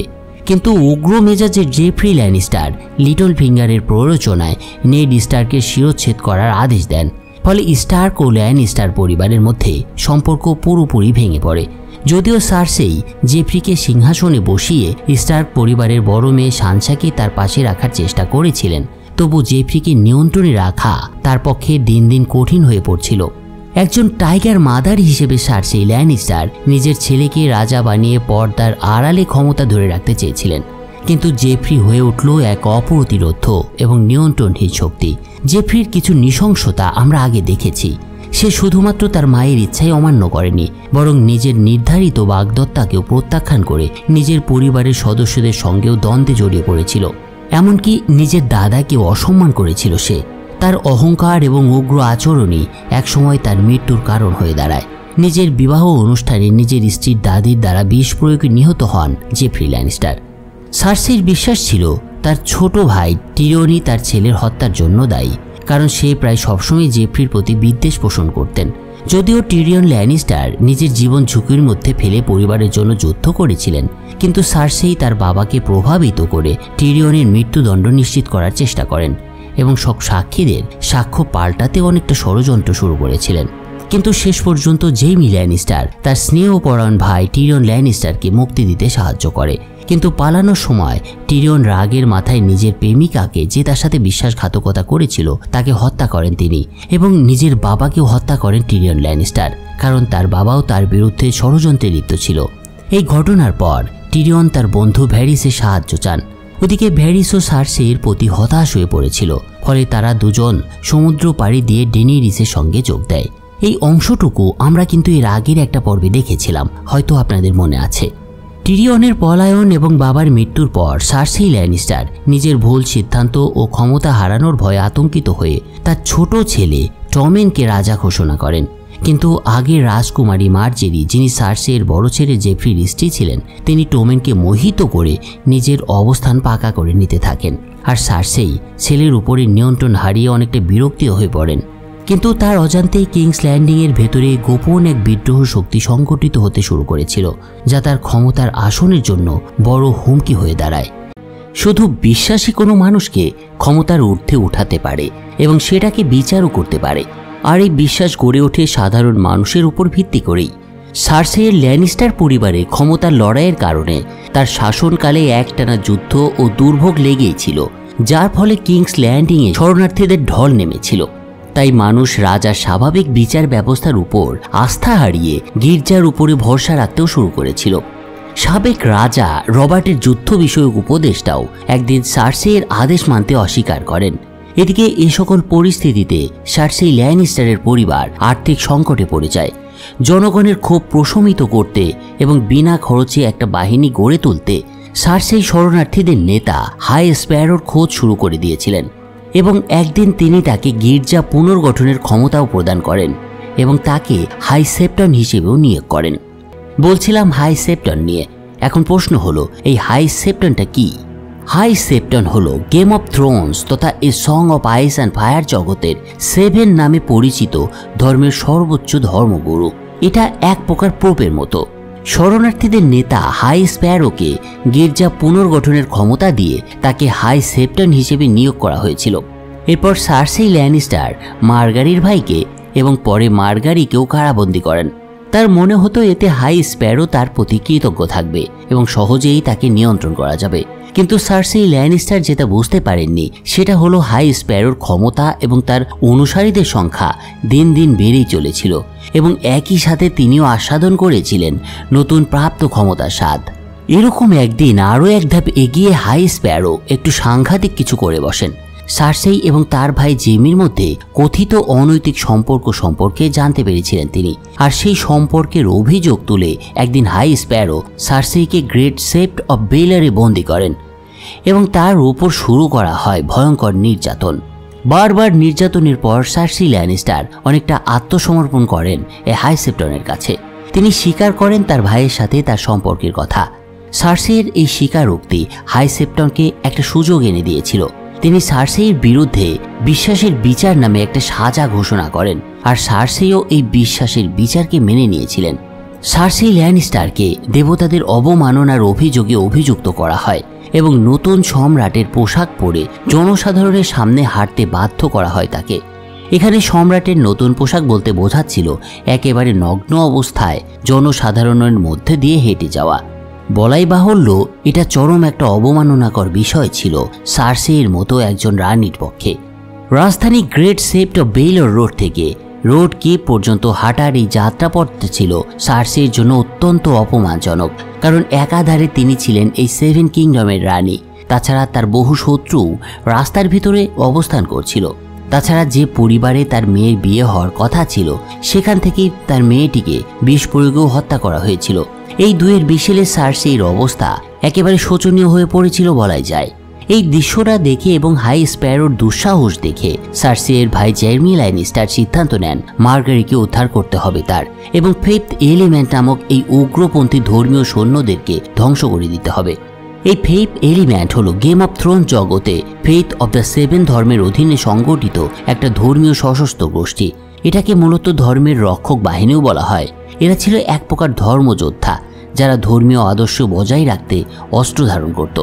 কিন্তু হাই স্প্যারো মার্গারির ভাইকে বন্দি রেখে তাদেরকে হুমকি দেন এবং রাজা টমেনকে প্রভাবিত করে গির্জার প্রতি আনুগত্যের শপথ নেন। সার্সি, যে তখনও নিজের প্রাণ রক্ষা এবং জনসম্মুখে অপমানের প্রতিশোধ নেয়ার আগুনে ভিতর ভিতর জ্বলছিলেন, তিনি শেষ পর্যন্ত এই অপমানের প্রতিশোধ নেয়ার প্রতিজ্ঞা করেন। তবে তার জন্য দুর্ভাগ্যজনক ব্যাপার হলো এ সময় তার নিজের অনুসারীরাও তাকে পরিত্যাগ করতে শুরু করেছিল।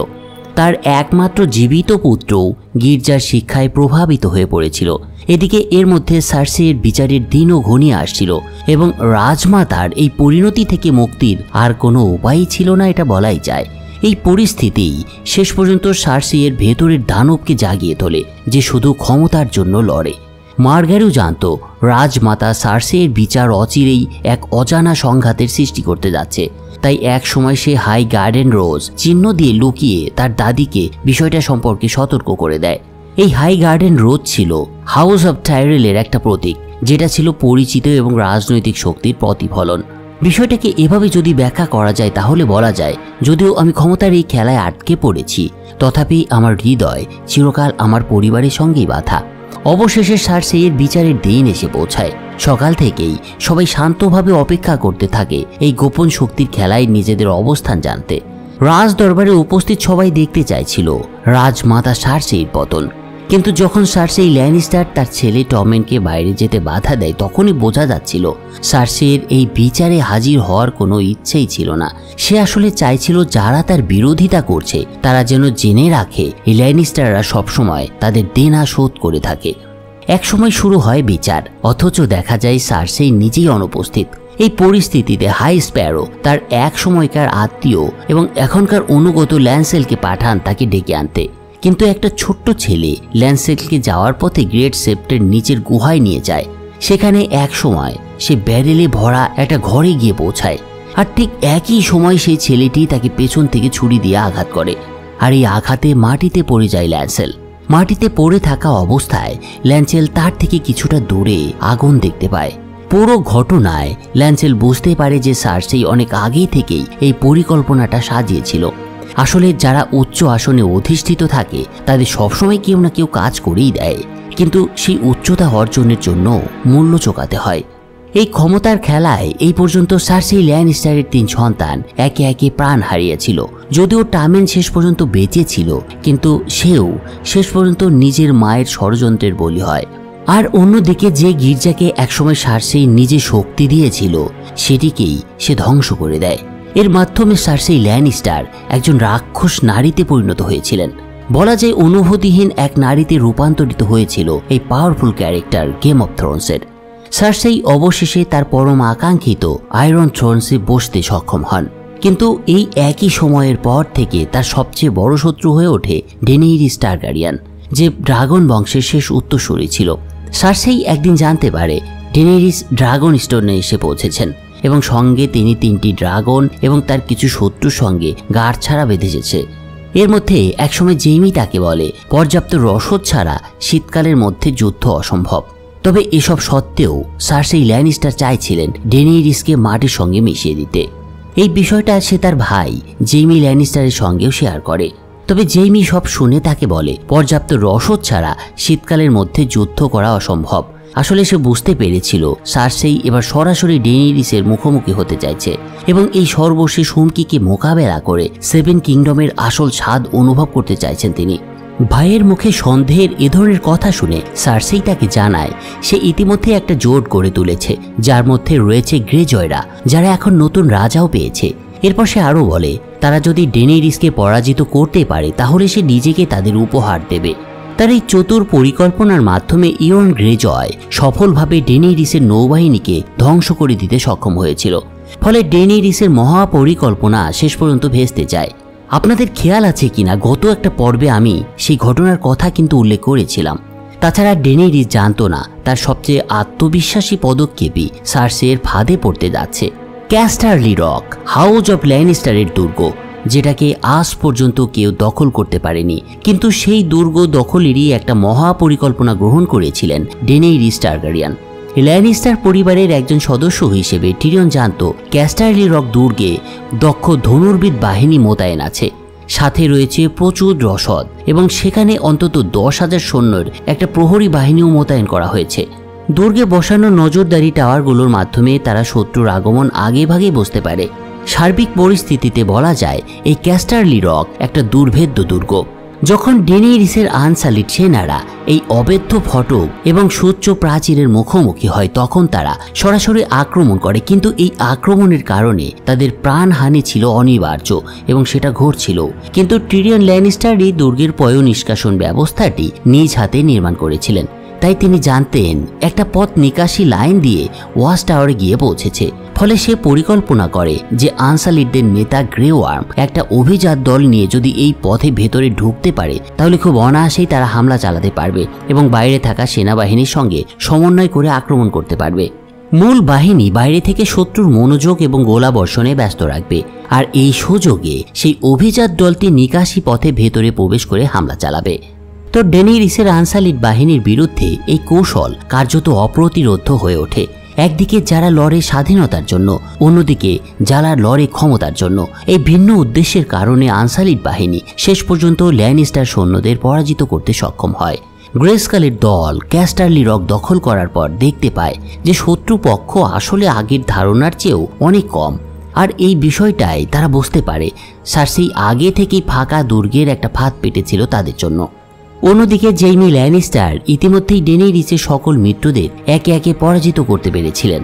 দুর্গরক্ষীদের সম্পূর্ণ পতনের মুখে মার্গারির দাদি কুইন অফ থর্নস চুপচাপ সবকিছু মেনে নেন।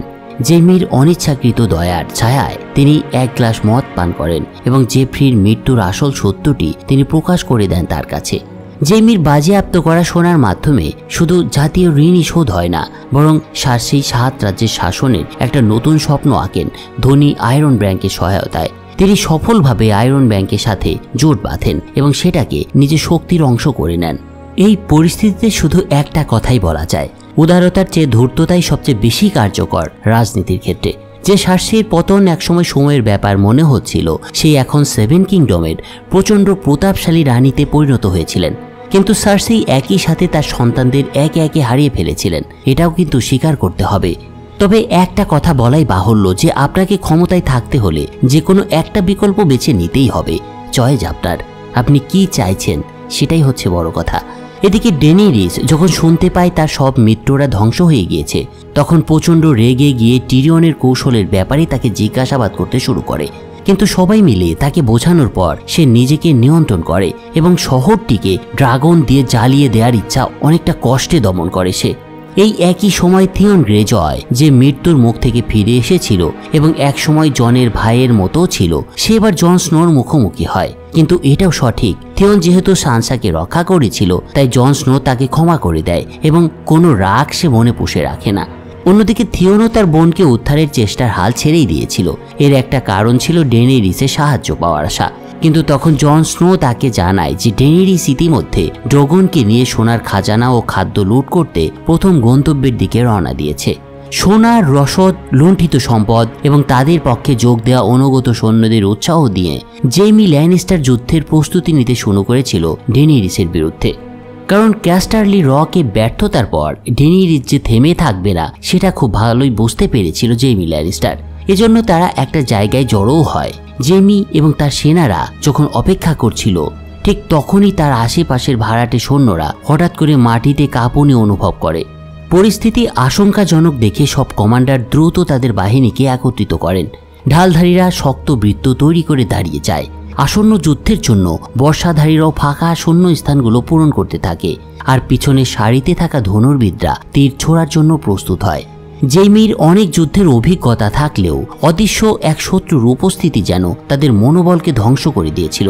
দোথরাকি অশ্বারোহী বাহিনী, যাদের জন্মই হয়েছিল যুদ্ধশিল্পে পারদর্শিতার আবহে। যুদ্ধশিল্পে পারদর্শিতাই ছিল তাদের প্রধান অস্ত্র, এবং এই দোথরাকিরা ঝড়ের মতো আক্রমণ করতে একেবারে সিদ্ধহস্ত ছিল। আর এ সময় দেখা যায় তারা ঝড়ের মতো করে আক্রমণ করতে এগিয়ে আসছে। তাদের যুদ্ধ চিৎকার আকাশে বাতাসে কেঁপে ওঠে। সেই মুহূর্তে ওয়েস্টেরসের যে কোনো পরিবারের সেনাবাহিনী এই অদম্য আক্রমণের সামনে খুবই দুর্বল মনে হচ্ছিল। অপ্রতিরোধ্য দোথরাকি বাহিনী এবং দীর্ঘদিন ধরে হারিয়ে যাওয়া একটা কৃষ্ণ ড্রাগনের নেতৃত্বে আক্রমণের ফলে যুদ্ধের ফল যেন শুরু হওয়ার আগেই নির্ধারিত হয়ে যায়। ল্যানিস্টারদের কেন্দ্রীয় ঢাল দেয়াল মুহূর্তের মধ্যেই ভেঙে পড়ে, কিন্তু জেইমি ল্যানিস্টার সাহসিকতার সঙ্গে দাঁড়িয়ে থেকে সৈন্যদের মৃত্যু পর্যন্ত লড়ার নির্দেশ দেন। তবে একই সাথে জেইমির বিস্ময়ের শেষ থাকে না যখন সে দেখতে পায় শত্রুপক্ষের ধনুর্বিদরাও অশ্বারোহণ করে আছে। উঁচু থেকে তারা ঢাল দেয়ালগুলিকে খুব সহজেই গুড়িয়ে দিচ্ছিল। অন্যদিকে আকাশ থেকে ডেনেরিস ড্রাগনের পিঠে চড়ে জেইমির বাহিনীর পশ্চাৎভাগে আগুন নিক্ষেপ করতেও শুরু করে। জেইমি তীরন্দাজদের সমন্বয় করে ডেনেরিসকে প্রতিহত করার চেষ্টা চালায় এর মধ্যেও, কিন্তু ডেনেরিস ড্রাগনকে ঘুরিয়ে এনে পাশের প্রতিরক্ষা রেখাকেও ধ্বংস করে দেয়। এই ভয়াবহ ধ্বংসযজ্ঞ দেখে জেইমি ল্যানিস্টার কৈবর্নের তৈরি করা স্করপিয়ন অস্ত্রটির কথা মনে করে। সে ভাড়াটে সৈন্যদের স্করপিয়ন মেশিনে গিয়ে ড্রাগনকে লক্ষ্য করে গুলি ছোড়ার আদেশ দিয়েছিল, কিন্তু ভাড়াটে সৈন্যরা পৌঁছাতে পারার আগেই শত্রু সেনাপতির আঘাতে তাদের ঘোড়ার পাটা কেটে যায় এবং তারা মাটিতে পড়ে যায়। সেই মুহূর্তে ব্রন যুদ্ধক্ষেত্রের বিশৃঙ্খলার মধ্যে একমাত্র অবশিষ্ট ব্যক্তি হিসেবে দাঁড়িয়েছিলেন এবং তিনি স্করপিয়নের খোঁজ করতেও শুরু করেছিলেন। একটা জায়গায় শেষ পর্যন্ত একটা স্করপিয়ন খুঁজে পান এই লোকটা। তারপর সেটার আবরণ খুলে বিশাল আকারের তীরটি টেনে নিয়ে ডেনেরিসকে বহন করা ড্রাগনটিকে ধোঁয়ার মধ্যে খুঁজে বের করার চেষ্টা চালান। আগুন বর্ষণকারী ড্রাগনের উপস্থিতিতে যুদ্ধক্ষেত্রে সৈন্যরা কার্যত অসহায় হয়ে পড়েছিল। এই সব কিছু দেখে জেইমি বুঝতে পারছিল এই যুদ্ধ প্রায় শেষ হয়ে গিয়েছে। এদিকে ডেনেরিসের ড্রাগনের পিঠে চড়ে হ্রদের উপর দিয়ে একটা চূড়ান্ত আক্রমণের প্রস্তুতি নিচ্ছিল, আর ঠিক তখনই সেই সুযোগে ধোঁয়ার আড়ালে লুকিয়ে থাকা ব্রন ড্রাগনের দিকে তার তীরটা লক্ষ্য স্থির করে। ডেনেরিস যখন প্রথমবার আকাশ থেকে হামলার মুখোমুখি হয় তখন সে ক্ষুব্ধ হয়ে ড্রাগনকে ঘুরিয়ে এনে স্করপিয়নের দিকে সরাসরি আক্রমণ শুরু করে। ব্রনের ছোড়া তীরটি ড্রাগনের ভারসাম্য নষ্ট করে দেয়, আর সেই স্করপিয়নের দিকে এগিয়ে আসতে থাকে। সবাই যখন ভাবছিল যুদ্ধের মোড় ঘুরে যাচ্ছে, তখন ড্রাগনের গলার কাছে সেই স্করপিয়ন থেকে ছোড়া তীরটি গিয়ে বিদ্ধ হয় এবং হঠাৎই সবার চোখের সামনে মাটিতে নেমে আসে অতিকায় ডেনেরিসকে বহনকারী ড্রাগন। মাটিতে নামার পর ডেনেরিস যখন ড্রাগনের ঘাট থেকে তীরটি খুলে ফেলে, তখন দূর থেকেই এই যুদ্ধাবস্থা দেখছিলেন টিরিয়ন ল্যানিস্টার, এবং সে বুঝতে পারছিলেন তার ভাই জেইমি আসলে কি করতে চেয়েছিল। শেষ পর্যন্ত বিপুল ক্ষতি সাধন হওয়ার পরেও ব্রন এবং জেইমি রক্ষা পায়। নিরাপদ স্থানে পৌঁছে তারা নিজের চোখে দেখতে পায় মাত্র একটা ড্রাগনই কি পরিমাণ ধ্বংসযজ্ঞ চালাতে পারে। এই থেকে সে বুঝতে পারে কেন ডেনেরিস চাইলে 3টি ড্রাগন নিয়ে শাসন করতে পারতেন, কিন্তু সেটা না করে ডেনেরিস টারগারিয়ান নিজের পূর্বপুরুষদের স্মৃতিচিহ্ন ধ্বংস করার সিদ্ধান্ত নিয়েছেন। আসলে কেউই মূলত চায় না পুড়ে যাওয়া যুদ্ধ বা মৃতদেহের স্তূপের উপরে দাঁড়িয়ে জয়লাভ করতে, কিন্তু বাস্তবতাটা এমন একটা পথ তৈরি করে দেয়, তাই না, যেখানে মানুষ হারতে বাধ্য হয়। যুদ্ধ শেষ হওয়ার পর সার্সের পক্ষের সৈন্যদের সামনে দাঁড়িয়ে ডেনেরিস স্পষ্ট ভাষায় তার শাসন জারি করেন। তিনি বলেন, যারা আত্মসমর্পণ করবে তারা বেঁচে থাকবে, আর যারা করবে না তারা মরবে। শুরুর দিকে কিছু সৈন্য একগুঁয়ে ছিল, কিন্তু ড্রাগনের তাণ্ডব দেখে তারা নিজের অজান্তেই হাঁটু গেড়ে আত্মসমর্পণ করে। কিন্তু সদ্য বন্দী হওয়া এবং তখনও নিজের হাউস টার্লির সদস্য ও নাইট পরিচয় ধরে রাখা স্যামুয়েল টার্লির পিতা ডেনেরিসের সামনে নত হতে অস্বীকার করেন। সে প্রতিজ্ঞা করে সে কখনোই একজন বিদেশিনীর প্রতি আনুগত্য স্বীকার করবে না এবং তার আদেশে ওয়ালে পাঠানোতেও সে সম্মতি দেবে না। এই অবাধ্যতা স্বাভাবিকভাবেই ডেনেরিসকে ক্ষুব্ধ করে তুলেছিল, ফলে সে একটা ভয়ঙ্কর সিদ্ধান্ত নেয়। ডেনেরিসের সবচেয়ে প্রিয় এবং শক্তিশালী ড্রাগনের নাম ছিল ড্রোগন। খুব বেশি দিন হয়নি এদের গল্পের শুরুটা, কিন্তু এর মধ্যেই সে তার প্রথম যুদ্ধে বিজয়ী হয়েছিল। কিন্তু তা সত্ত্বেও ল্যানিস্টারদের সাথে যুদ্ধ জয়ের পর ডেনেরিসের সঙ্গে ড্রাগন স্টোনে ফিরে এসে অনেক বেশি সতর্ক ছিল এই ড্রাগন। জন স্নো যখন এই বিশাল দানবকে এগিয়ে আসতে দেখে তার দিকে, তখন সে স্বভাবতই তার দাস্তানা খুলে ফেলে এবং তার দিকে বুকে সাহস নিয়ে এগিয়ে যায়। তবে ড্রাগন তখনও পর্যন্ত শান্ত হয়নি। সে যতক্ষণ না পর্যন্ত জনের শ্রদ্ধা এবং বিস্ময় অনুভব করছিল ততক্ষণ সে শান্ত হয়েছিল না। এর মধ্যেই একসময় জন মনে সাহস নিয়েই ড্রাগনের মুখে হাত রাখে। তারপর দেখা যায় ড্রাগনটা শান্ত হয়ে গিয়েছে এবং ডেনেরিসকে সে তার পিঠ থেকে নেমে পড়ার সুযোগ দেয়। সেই মুহূর্তে পুরো বিষয়টা উপলব্ধি করে জন অনেকটা ঘোরের মধ্যে ছিল। ডেনেরিস টারগারিয়ান জনের বিস্ময় দেখে বলে, ক্ষমতাই সবচেয়ে দ্রুত সমস্যা সমাধানের উপায়, যদিও সেটা ভীতিকর। ঠিক সেই সময় এক দোরটাকি নেতা তার কাছে এসে জানায় যে একজন ব্যক্তি এসেছে এবং নিজেকে সে ডেনেরিসের বন্ধু বলে দাবি করছে এবং সে তার সঙ্গে দেখা করতে চায়। দোরটাকির কথার পর ডেনেরিস দেখতে পায় জোড়া মর্মন্ট তার দিকে এগিয়ে আসছে। মর্মন্ট ছিল ডেনেরিসের অঘোষিত একজন প্রিয় পাত্র, কিন্তু তা সত্ত্বেও ডেনেরিস বারবার জোড়াকে বিতাড়িত করেছে।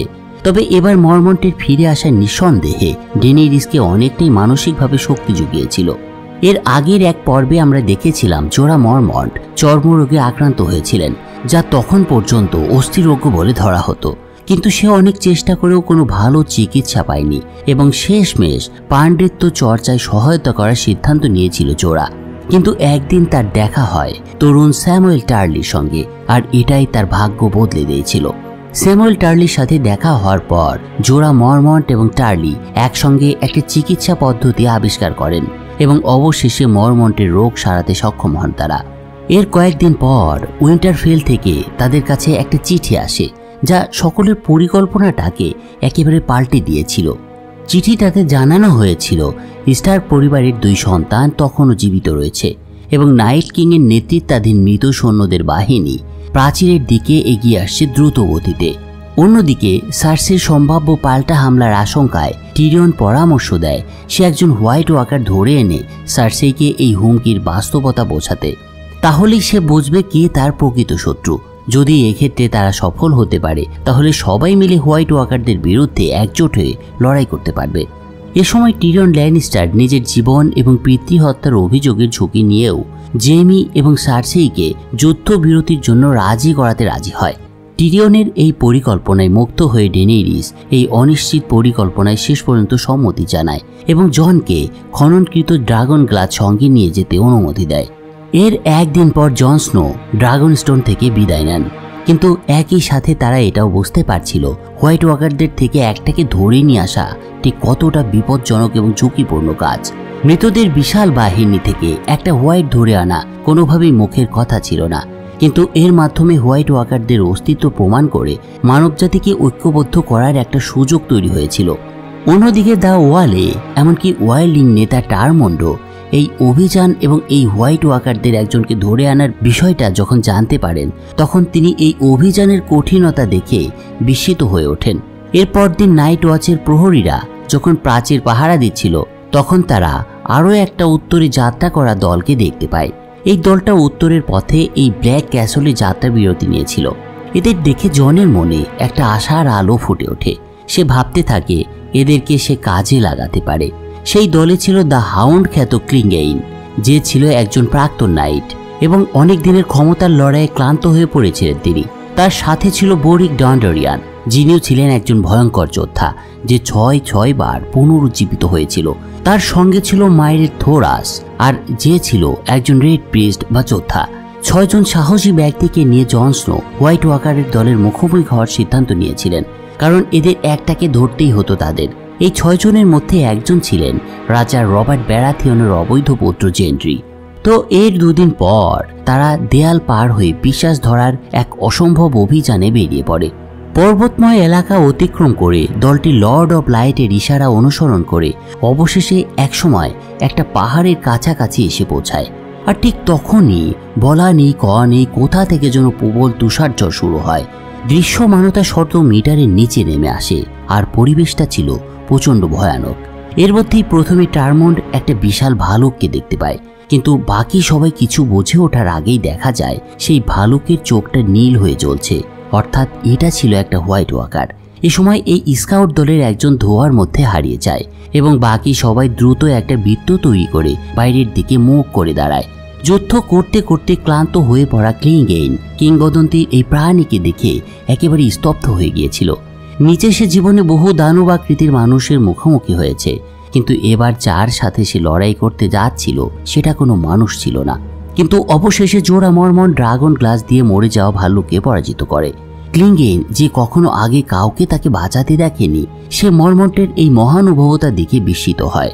তবে এই প্রাণীর দ্বারা কিছুটা আহত হয়েছিল ক্লিংগেইন। জ্বলন্ত ক্ষতের যন্ত্রণা কমাতে মদের প্রয়োজন ছিল তার, কিন্তু আগুনকে ভয় পেয়ে সে কিছুই করতে না পেরে ফিরে চলে যায়। এই জম্বি ভালুক সাধারণ ভালুকের চেয়ে বহু গুণ ভয়ঙ্কর হলেও দলটি একসঙ্গে লড়ে তাকে পরাজিত করতে সক্ষম হয়েছিল। তবে লড়াইয়ে থোরস গুরুতরভাবে আহত হয়। এরপর তারা দেখতে পায় একটা ছোট্ট হোয়াইটের স্কাউটিং পার্টিকে, আর এদেরকেই জনরা টার্গেট করার সিদ্ধান্ত নেয়। এরা যাতে মূল বাহিনীকে সতর্ক করতে না পারে সে কারণে তারা একটা ফাঁদ তৈরি করে। ক্যানিয়নের মধ্যে মানুষের পদচিহ্ন রেখে তারা একজন হোয়াইট ওয়াকার লেফটেন্যান্টকে অনেকটা প্রলুব্ধ করে সেখানে ডেকে আনে। এরপর যখন সেটা সেখানে এসে হাজির হয় তখন হঠাৎ করে ঘিরে ধরা হয় সেটাকে।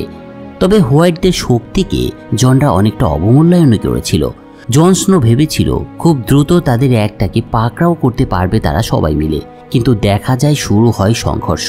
তবে লড়াইয়ের এক পর্যায়ে জন স্নো তার ভ্যালারিয়ান স্টিলের তরবারি দিয়ে সেই লেফটেন্যান্টকে হত্যা করে এবং সেই সাথে তার অধীনস্থ হোয়াইটরাও ধ্বংস হয়ে যায়। কিন্তু এক হোয়াইট ওয়াকার যে ওই লেফটেন্যান্টের অধীনে ছিল না, সে জীবিত থেকে গিয়েছিল আর তাকেই পাকড়াও করার জন্য বেছে নেয় জন স্নো। কিন্তু সেই বেঁচে যাওয়া হোয়াইট ওয়াকারকে ধরার সময় সেই ব্যাটা এবার চিৎকার করে ওঠে। এমন এক বিকট শব্দে সে চিৎকার করেছিল যেটা অনেক দূর পর্যন্ত পৌঁছে গিয়েছিল এবং আশেপাশের পাহাড় পর্যন্ত কেঁপে উঠেছিল। জন এই চিৎকার শুনে বুঝতে পারে তার এই চিৎকারের শব্দ নিশ্চয়ই মূল দলটার কানেও পৌঁছেছে। তাই সে দেরি না করে বেঁচে যাওয়া হোয়াইট ওয়াকারকে আটক করে এবং তাদের মধ্যে একজন আহত থোরোকে সঙ্গে করে নিয়ে রওনা হয়। কিন্তু একই সাথে জন স্নো এটাও বুঝেছিল ওরা হয়তো শেষ পর্যন্ত আটকে পড়বে এই উত্তরের হিমশীতল পরিবেশে।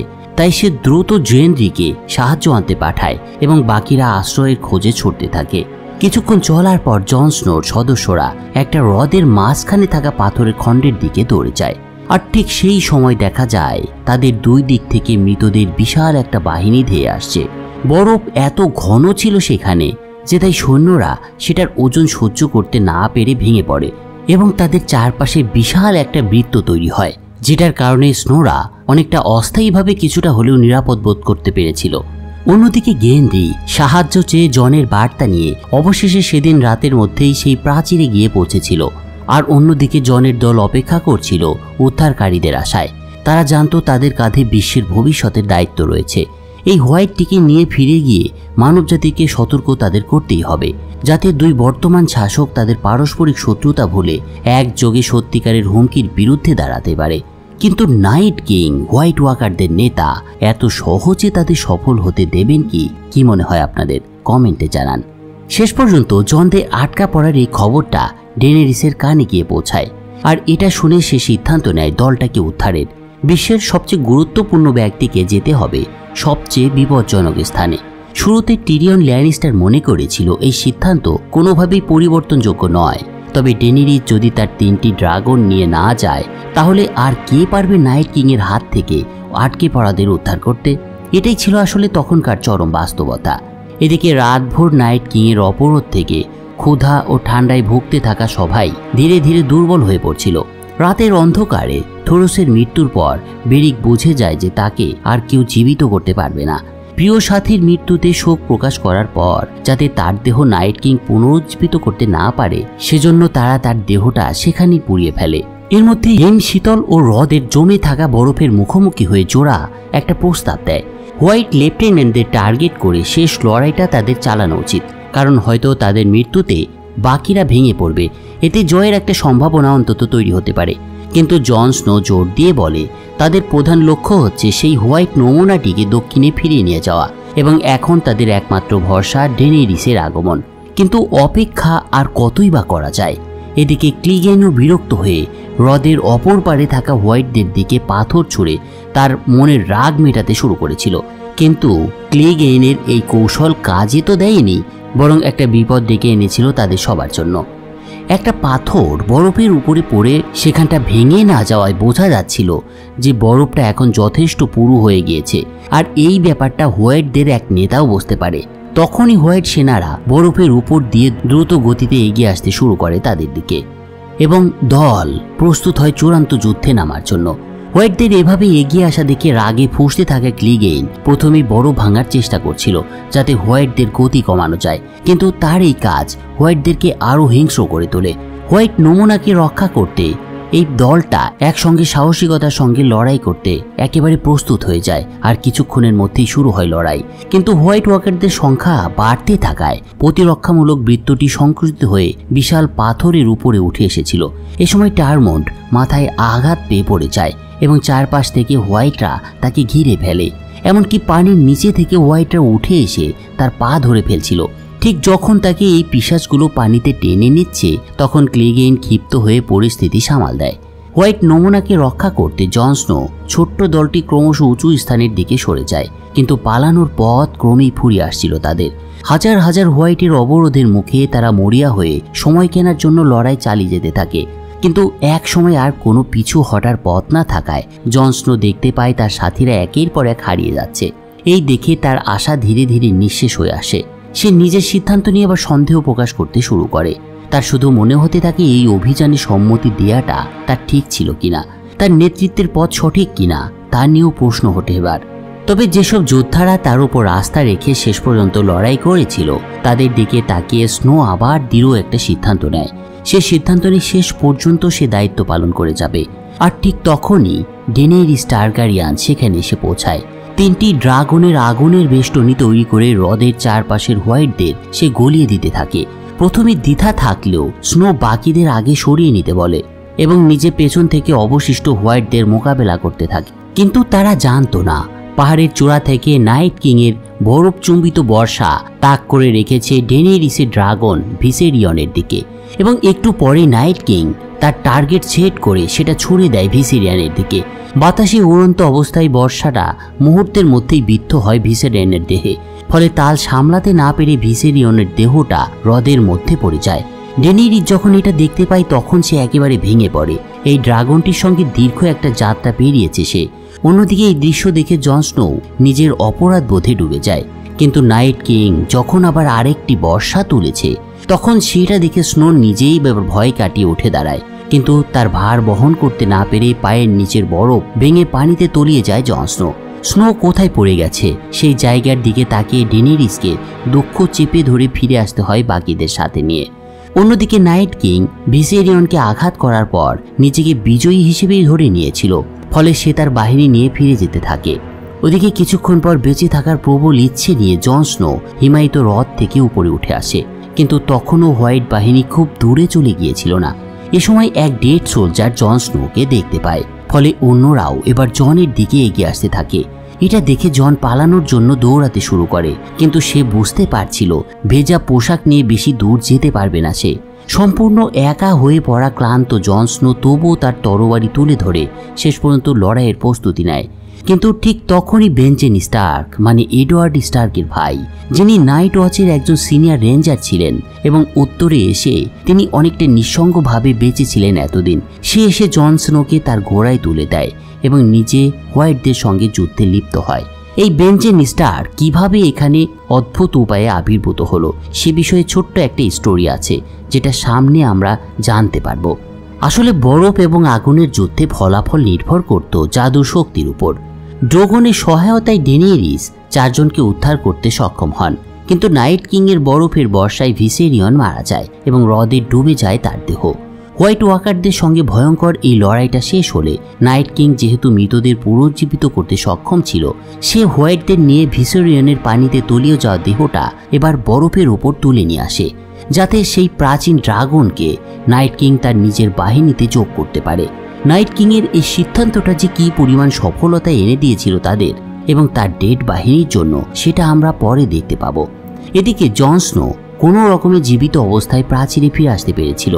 স্নোর গভীর অপরাধবোধ দেখে মর্মাহত ডেনেরিস ঠিক করেন তিনি আয়রন থ্রোনের লড়াই স্থগিত রেখে নাইট কিংয়ের বিরুদ্ধে সম্মিলিতভাবে যুদ্ধ করবেন, কারণ সে বুঝতে পারছিল এক বিশাল মৃত সৈন্যবাহিনী নিয়ে এবং সামনে ড্রাগনের শক্তি নিয়েও হাজির হবে সে। তার কথার জবাবে স্নো রাজি হয় তার কিং ইন দ্য নর্থ উপাধি ছেড়ে দিয়ে ডেনেরিসের আনুগত্যকে সম্মান জানানোর জন্য। এরপর ডেনেরিস এবং জন স্নো একত্রে সংগঠিত হয়ে হোয়াইট ওয়াকারের নমুনাটিকে সঙ্গে নিয়ে একটা পরিকল্পনা তৈরি করে। তারপর সেটা নিয়ে রওনা হয় ল্যানিস্টারদের দুর্গে, যেখানে 7 রাজ্যের সিংহাসনে বসেছিলেন সার্সি ল্যানিস্টার। জনরা আসার পর সার্সির সঙ্গে আলোচনার জন্য তৈরি হয় এক উত্তেজনাকর পরিবেশ, এবং বলাই বাহুল্য সেখানে সব শত্রু একত্রিত হয়েছিল একটা আসন্ন ভয়ঙ্কর শত্রুর মোকাবেলা করার জন্য। কিন্তু সবাই একটা ব্যাপার লক্ষ্য করছিল, সেটা হলো কোথাও তারা ডেনেরিসকে দেখতে পাচ্ছিল না। এ সময় ক্লিগেইন হোয়াইট নমুনার বাক্সটা আনতে যায়, তখন সার্সি প্রশ্ন করে তাকে ডেনেরিস কোথায়। ঠিক সেই মুহূর্তে আকাশ থেকে ড্রাগনের গর্জনে চারিদিকে প্রকম্পিত হয়ে ওঠে, আর ডেনেরিসের এই রাজকীয় আগমন সবাইকে থমকে দেয়। ডেনেরিস ও তার ড্রাগনের উপস্থিতির সাথে সাথে সার্সির দলের দাপটটাও কমে যায়। নিজের নিয়ন্ত্রণ পুনরুদ্ধার করতে জেফ্রির কাকা এবার হুমকি দেয়, আর ডেনেরিসের প্রধান পরামর্শদাতা টিরিয়নকে অপমান করে মন্তব্য করতে শুরু করে। অবশেষে সার্সি ল্যানিস্টার সেই নাটকের রীতি টানে লোক দেখানোর শান্তির জন্য। ক্লিগেইন বাক্সটি নিয়ে ফিরে আসার পর সবার দৃষ্টি আবার আলোচনার মূল বিষয়ে ফিরে আসে। সবাই যুদ্ধবিরতির এই কারণটির দিকে মনোযোগ দিতে শুরু করে। যেসব হোয়াইটদের সম্পর্কে এতদিন শুধু কিংবদন্তিতে শোনা যেত, সেগুলো আসলে দেখতে কেমন তার নিজের চোখে দেখার জন্য এখানে উপস্থিত সবাই অধীর আগ্রহে অপেক্ষা করছিল। আমরা বলতেই পারি পরের পর্বে আমরা দেখতে পাবো এই বন্দি করা হোয়াইট ওয়াকারের আচরণ তাদের উপর ঠিক কেমন ছিল, এবং তার পরের গতি প্রকৃতি গেম অফ থ্রোনসের কোথায় নিয়ে গিয়েছিল আমাদের।